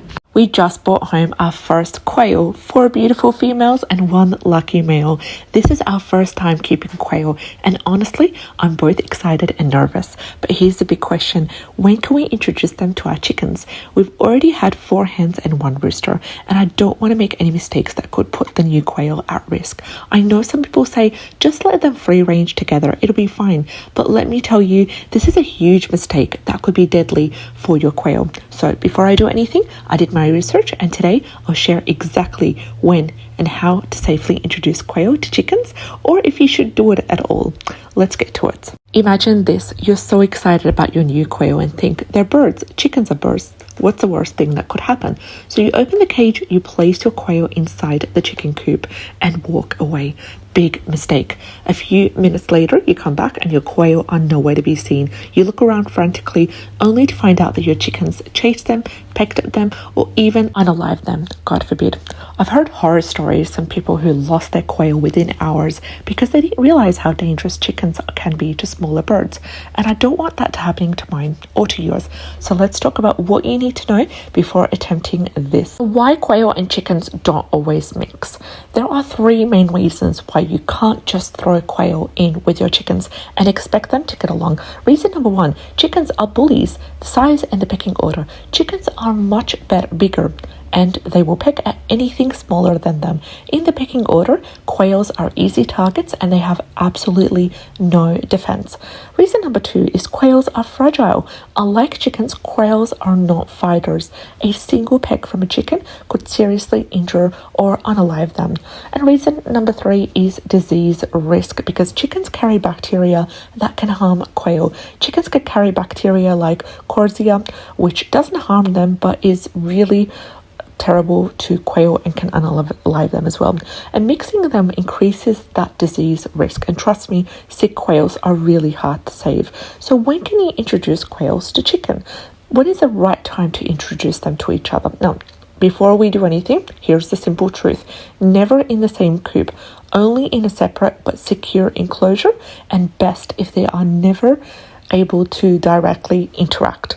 Quail thrives best in their own enclosure, in their own environment, away from larger birds. Some people use divided aviaries, but even then the risk is really high. So if you are wanting to introduce them, or if you have to introduce them, please do so and do it slowly and only in a supervised and protected setup. So what's the go-to? What's a safe introduction method? How do you do it right? If you're determined to keep quail and chickens in the same area, here's the only safe way to do it. Step 1 is to keep them separate for at least 30 days. This will help to prevent disease transmission and allows time for quarantine.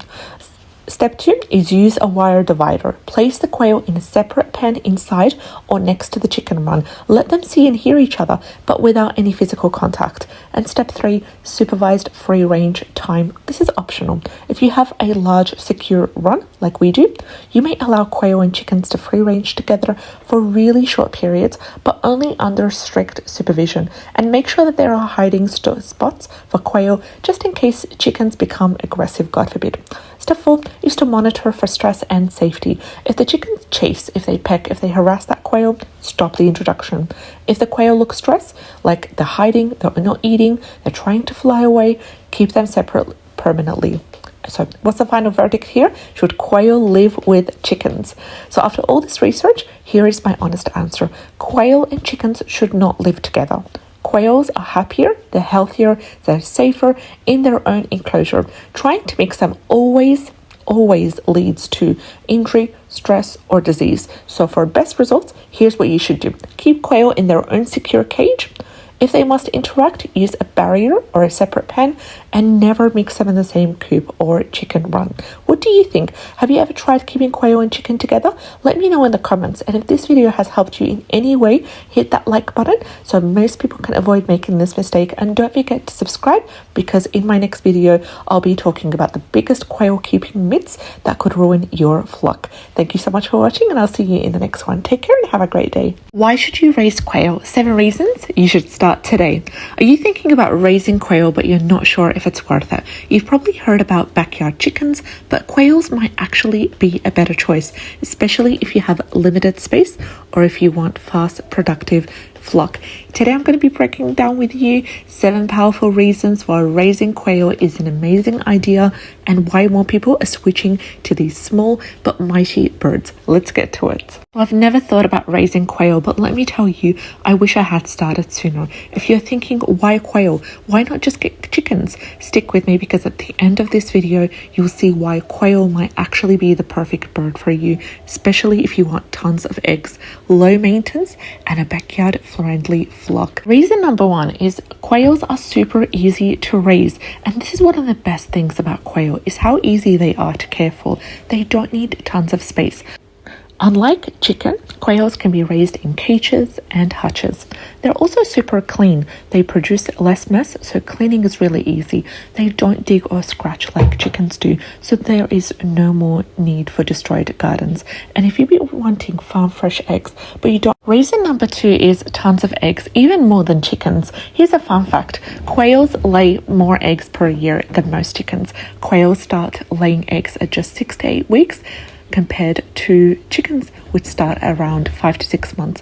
One quail hen can lay up to 300 eggs per year, and quail eggs are super nutritious. They're high in vitamins and they are high in protein than chicken eggs. Small but mighty, these eggs are packed with benefits.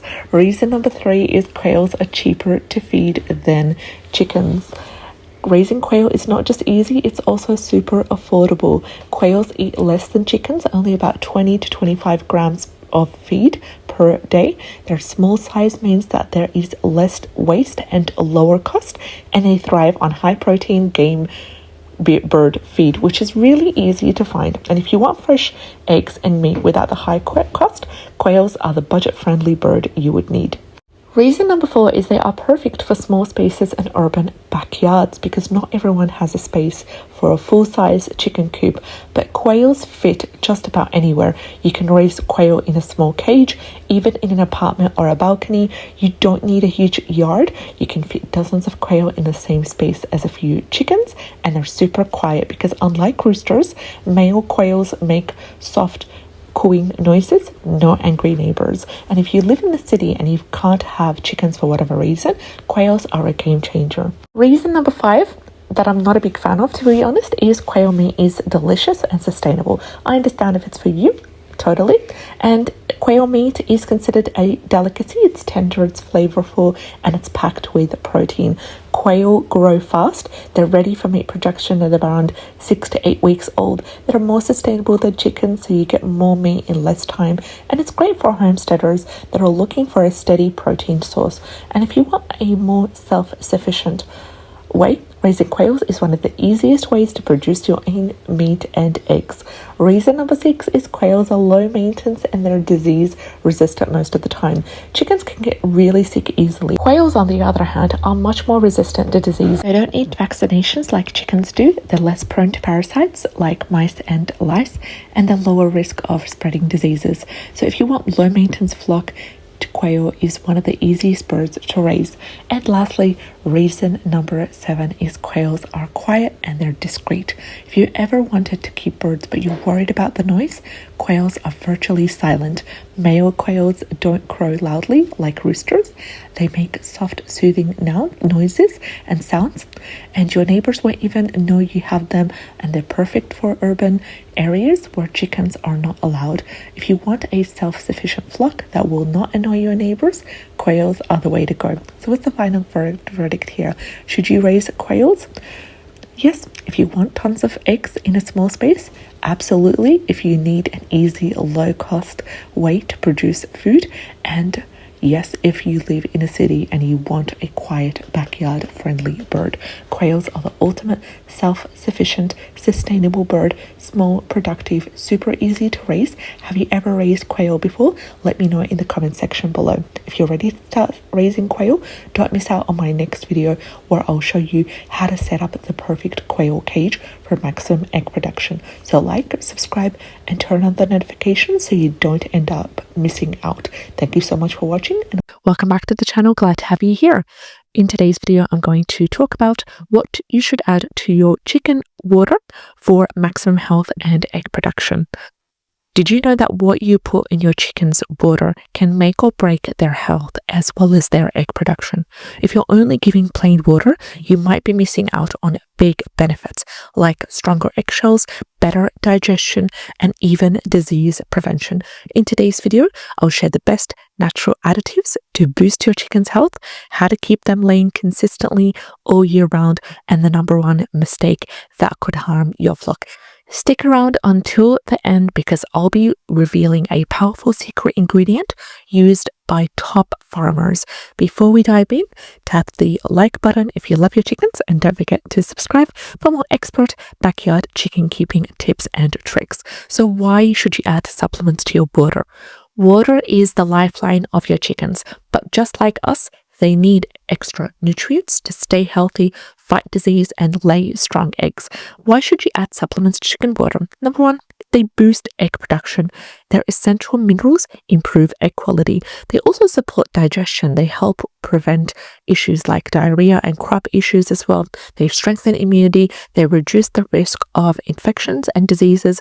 And lastly, they prevent dehydration, which is really important in hot weather and stressful situations. So I used to give my chickens just plain water until I learned how a few simple additives could actually help to keep my flock healthier and also laying more eggs. So if you're not supplementing with your chicken's water, you're missing out on easier flock management and fewer health issues. What are the best additives to add to chicken's water? Number 1 is apple cider vinegar. It's absolutely amazing for helping to improve digestion and gut health. It supports the immune system. It helps prevent harmful bacteria in water, and you should add 1 tablespoon per gallon of water, and you need to use raw, unfiltered apple cider vinegar. Since I started adding apple cider vinegar to my chicken's water, I've seen shinier feathers and better digestion, but don't use it in metal waters because it reacts negatively with the metal. Another thing that you can add to your chicken's water is garlic. Now, garlic is a natural antibiotic and immune booster. It also helps to prevent parasites and respiratory issues, and it reduces odor in droppings. You should add 1 crushed garlic clove per gallon of water. I started giving my chickens garlic once a week, and I rarely deal with disease anymore.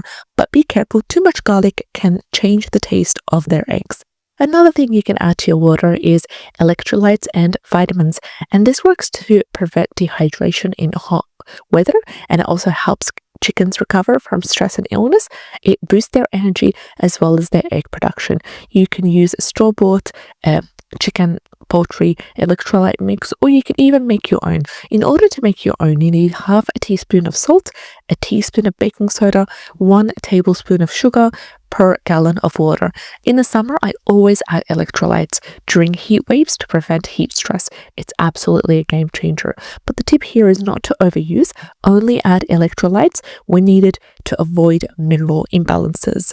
Number 4 on the list is oregano oil. It is a natural antibiotic alternative and it helps prevent issues like coccidiosis as well as respiratory infections, and it supports gut health and overall immunity. You should add 1 to 2 drops per gallon of water, and I started using oregano oil because pig farmers used it as a natural alternative to antibiotics.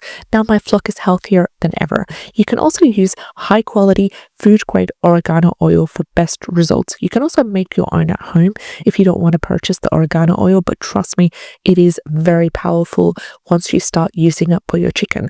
Number 5 on the list is prebiotics, and you could just simply use unflavored yogurt or prebiotic powder, and what it does is it restores good bacteria in the gut, it helps after antibiotic treatments, and it improves digestion and nutrient absorption. How much should you add? Well, you should add 1 teaspoon of prebiotic powder or 1 tablespoon of yogurt per gallon of water. And if your chickens have diarrhea or they've just finished a deworming treatment, probiotics really help to rebalance their gut fast. So avoid flavored yogurt because it contains sugar, which is really bad for chicken. Number 6 on the list is molasses for detox and energy boost. Now this is optional as well. You might not want to use it, and I totally understand, but it does have its benefits. Number 1 in terms of the molasses benefits is that it is a natural detoxifier. It helps to flush toxins and it provides extra minerals. It helps weak or stressed chickens recover, and you should add 1 tablespoon per gallon of water only for 24 hours as a detox. And I used molasses once after deworming or when the chicken seemed sluggish. You can also use it, and it's like an instant energy boost. Now too much molasses can cause diarrhea, so use it sparingly. Now what should you not add to chicken water? You should not add citrus juice because it can interfere with their calcium absorption. Don't add any sugary drinks because it can cause digestive issues and obesity, and definitely do not add too much salt because it works to dehydrate chicken instead of hydrating them. So I once did the mistake of adding too much salt in an electrolyte mix. Lesson learned. They unfortunately got dehydrated and I had to quickly notice them and fix the issue. Now be careful, some natural remedies can do more harm than good if you use them incorrectly. So how often should you add these ingredients? For example, we've got apple cider vinegar. You can add it either daily or every other week. Garlic, you add it once a week. Oregano, you add it once to twice a week. As needed, you can add electrolytes only on hot days or if you're dealing with any sick birds. Probiotics you can add after stress or after giving them antibiotic medication, and molasses is only for the detox. Adding the right supplements can keep your flock healthy, productive, and resilient. So as a recap, what should you add to your chicken's water? Number 1 is apple cider vinegar for digestion. Number 2 is garlic for immunity. Number 3 is electrolytes for hydration.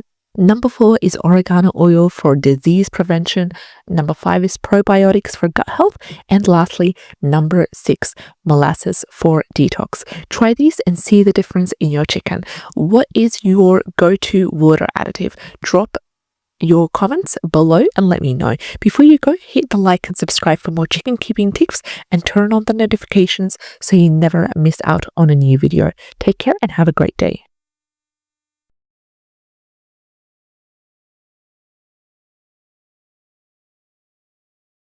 Are you feeding your chickens the right way? Have you ever wondered if soaked basmati rice is good for them? Some people swear by it, while others say it's just unnecessary. But what does the science say?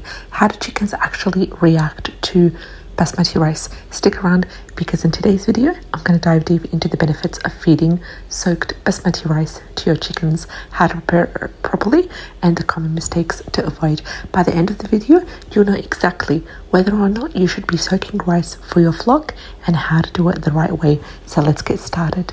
First things first, can chicken even eat rice? The short answer is yes, but there's a bit more to it than just tossing a handful into the coop. Raw rice is technically safe for chickens, but it can be harder for them to digest, especially for younger birds or those that are not used to eating it. Now, when it comes to soaked or cooked rice, as you can see here, it is much more easier for them to eat and process, especially in warm climates where hydration is really key. So what about the old myth that birds can't eat rice because it swells up in their stomach?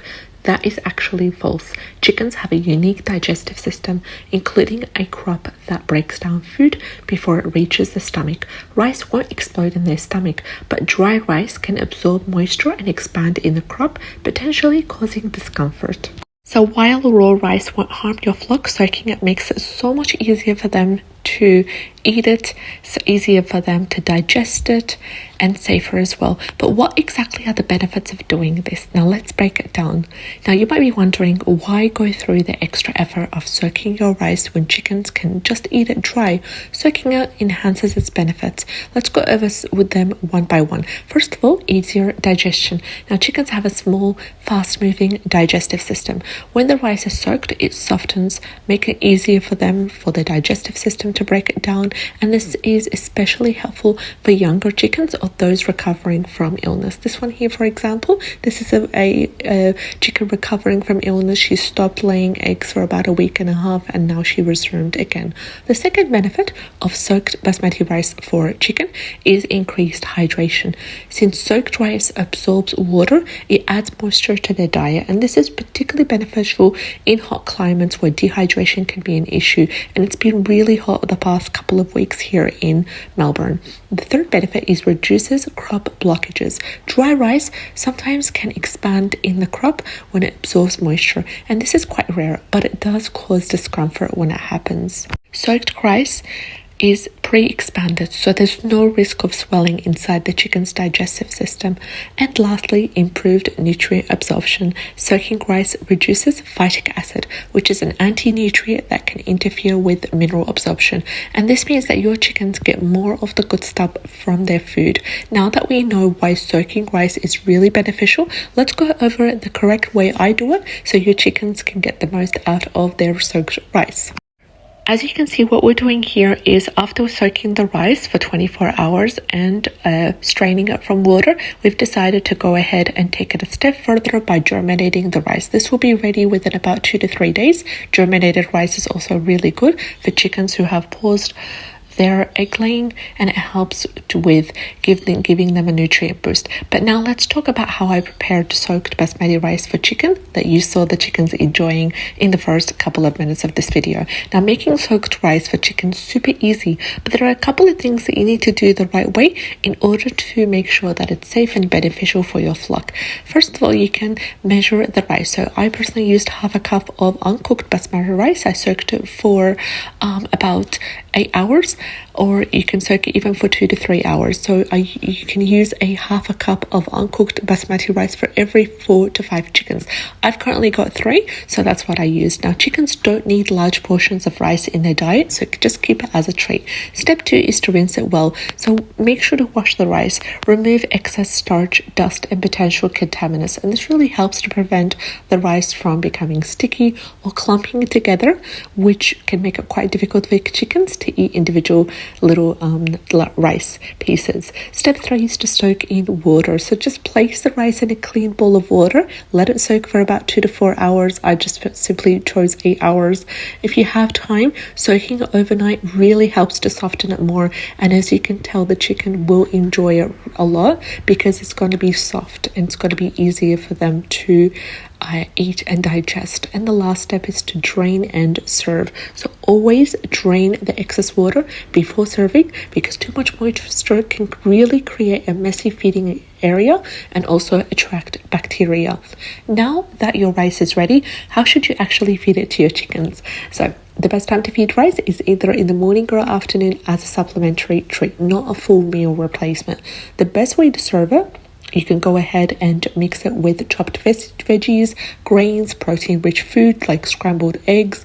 I also give the chickens a little bit of tuna as well to create a more balanced snack. Just right now, I was just giving the chicken a little bit of individual rice, and that was simply as a little snack in between. So how often should you give it? Well, it's around 2 to 3 times a week is really ideal, and daily feeding could dilute other important nutrients in their diet, so make sure not to give it to them daily.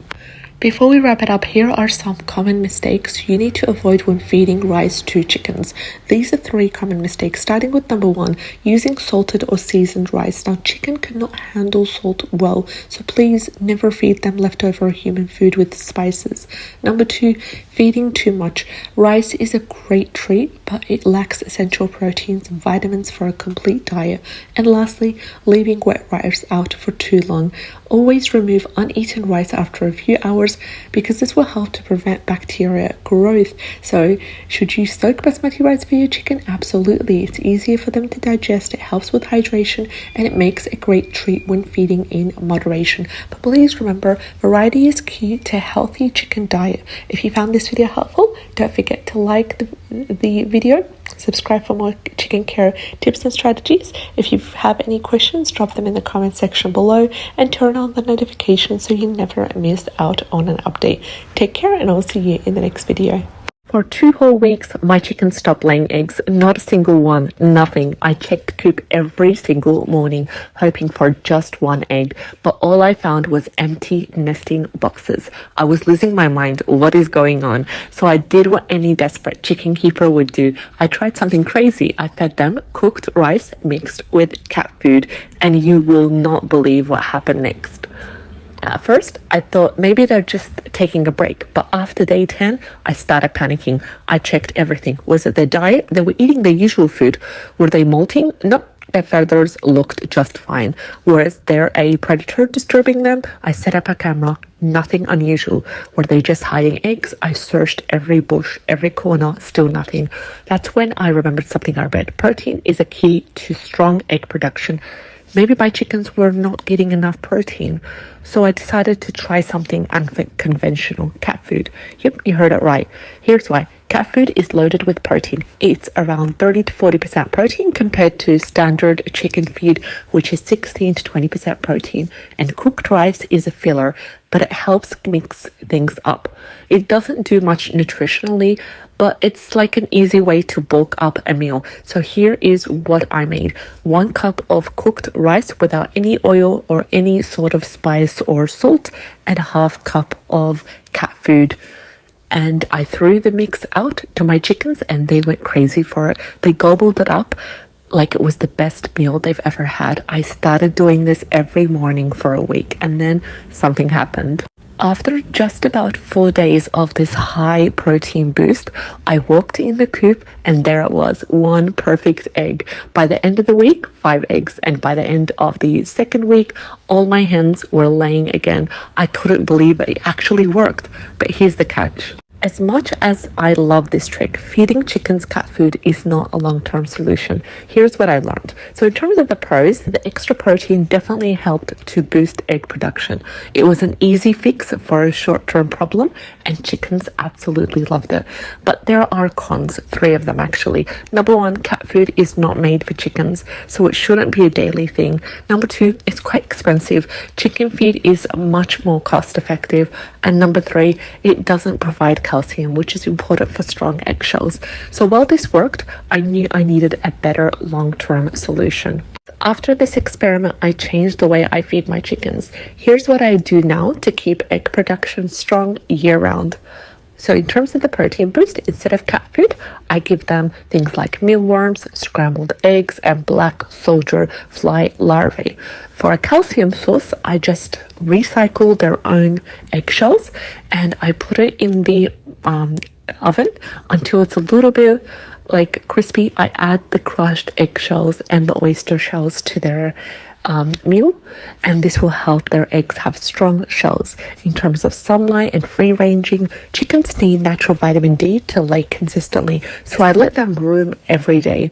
In terms of hydration, this is really key, so I always make sure that they have fresh, clean water because dehydrated chickens stop laying. And when it's really hot, I just make sure I add a teaspoon of baking soda to their water or a teaspoon of apple cider vinegar to their water. The baking soda really helps with the electrolytes, and the apple cider vinegar is also really good for their health as well.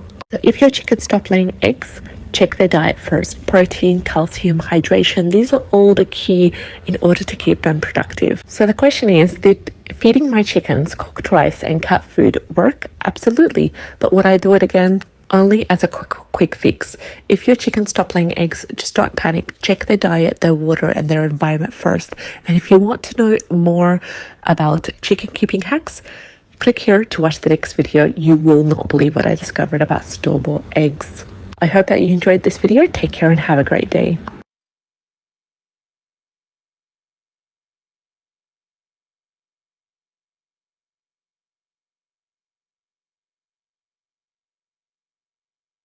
Have you ever wondered if chickens can eat rolled oats? Maybe you've heard people say oats are great for chickens, while others warn against feeding too many grains. Well, today we're diving deep into the benefits of rolled oats, how to serve them, and why they can be a game changer for your flock, especially in colder months. Hello, I'm Nora, and welcome back to the channel. In today's video, we're going to dive into giving your chicken rolled oats.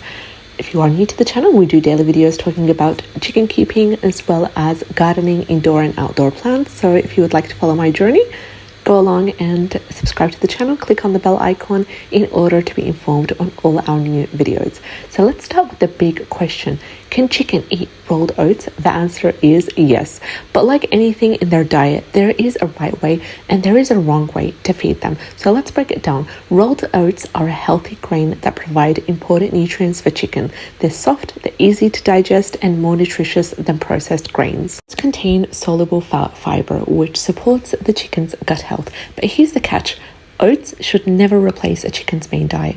Chickens thrive on a balanced diet of high-quality layer feed, which is designed to provide all the proteins, the vitamins, the minerals that they need to lay strong, healthy eggs. So I want you to think of rolled oats as a treat or a supplement, not a main meal.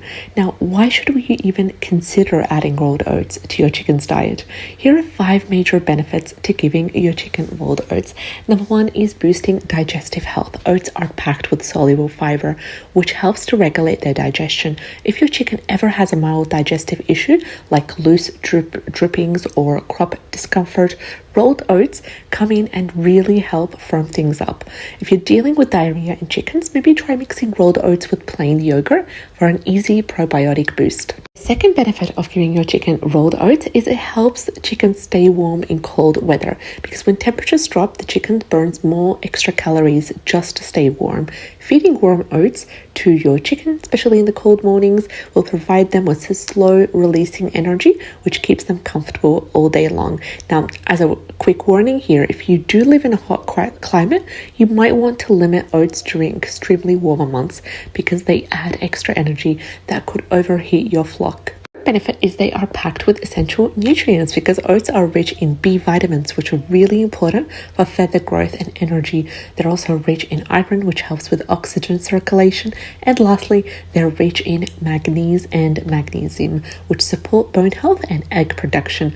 Oats, they're not a calcium replacement, but they do help in terms of absorbing essential minerals and supporting better eggshell formation. They really help with feather growth, especially during molting. So if your hens are molting, rolled oats are a great way to add to their diet. They're gentle, they're nutrient rich, and also because they contain protein and vitamins, they can speed up feather regrowth. So for even more better results, or to maximize the benefits of rolled oats, you can mix rolled oats with scrambled eggs or mealworms to really boost the protein intake for your chicken during the molting season. So how can you feed raw oats to chicken? So now that we know all the benefits that raw oats have, let's talk about the best ways you can be able to serve them to your chicken. My favorite way is dry or raw rolled oats.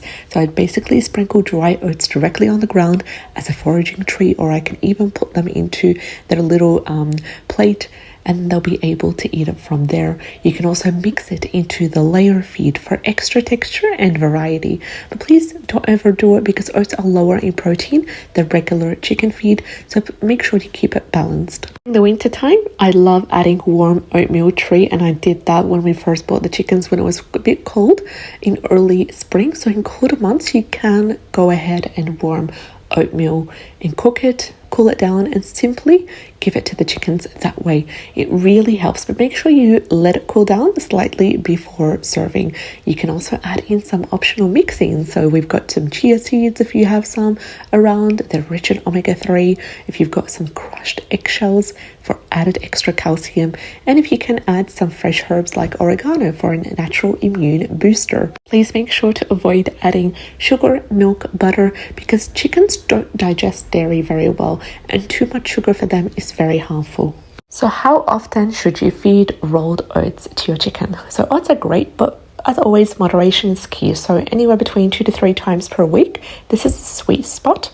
Overfeeding them can cause protein deficiencies and it can lead to fewer eggs. Now for your chicken that lay eggs or Hello and welcome back to the channel. Glad to have you here. In today's video, we're going to answer the question, can chickens eat anything? Now, if you are a backyard chicken keeper like me, or if you're just curious about what these feathery friends can munch on, you probably wondered before, can chickens eat anything? Is there any specific foods that chickens cannot eat or that will harm the chicken? So in today's video, I'm going to be answering this question on chicken diets. Now, spoiler alert, the answer isn't as simple as you may think. So stick around to learn the do's and don'ts of feeding your flock.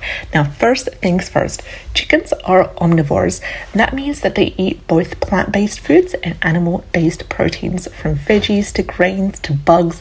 Chickens are very much flexible eaters. But hold up, just because they can eat a lot of things doesn't mean that they should eat everything. Feeding the wrong food can harm their health and even their egg production, and I've learned that the hard way. What are the best foods for chickens? Now let's start with the good stuff. Chickens thrive on a balanced diet. Today we're going to talk about chicken approved foods to keep your flock happy and healthy, starting with commercial feed. And this should be the main diet because it's packed with all the nutrients that chickens need. Next up, we've got veggies and fruit, and this is their favorite. So think of anything to do with veggie scraps. Think of leafy greens, carrots, zucchini, apples, of course without seeds, and berries. Now, they can also have protein sources, which include bugs, worms, scrambled eggs, and even cooked fish. These are great treats for chicken. Lastly, grains and seeds like oats, barley, or sunflower seeds. These make excellent snacks for the chicken. Now let's talk about foods that are a big no-no for chickens. Some things can really upset their digestion and can even be toxic for them, so please avoid these list of foods at all costs. And I've got 5 lists of food. Number 1 is chocolate and candy. These are super toxic for chicken. Next up is raw potato peels, especially green ones, because green potato peels contain solanine, which is poisonous to chicken.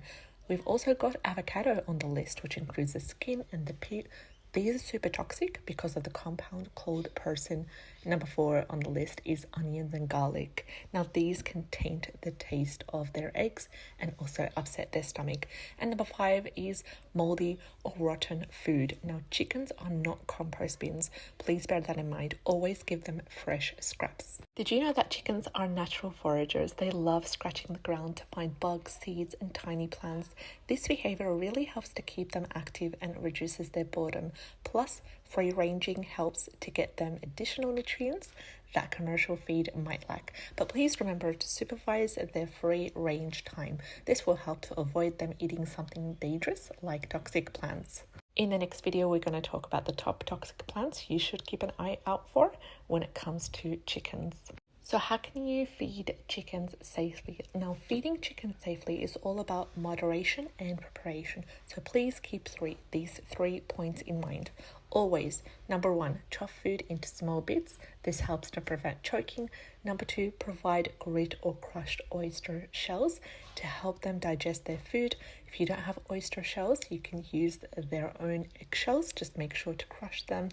And also number 3, lastly, to keep their water always fresh and clean. Hydration is the key to their health. And if you're introducing a new food, try giving them a small amount first to see how they react. So the question is, can chickens eat anything? Not really. While they have adventurous appetites, it is our job to make sure that they eat the right things. A healthy, happy chicken means fresh, delicious eggs and thriving backyard flock. If you have found this video helpful, don't forget to give it a thumbs up, subscribe to the channel, hit that notification bell for more tips on raising chickens. If you have any questions on your own chickens or your own feeding tips, drop them in the comment section below. I'd love to hear from you. Take care and have a great day.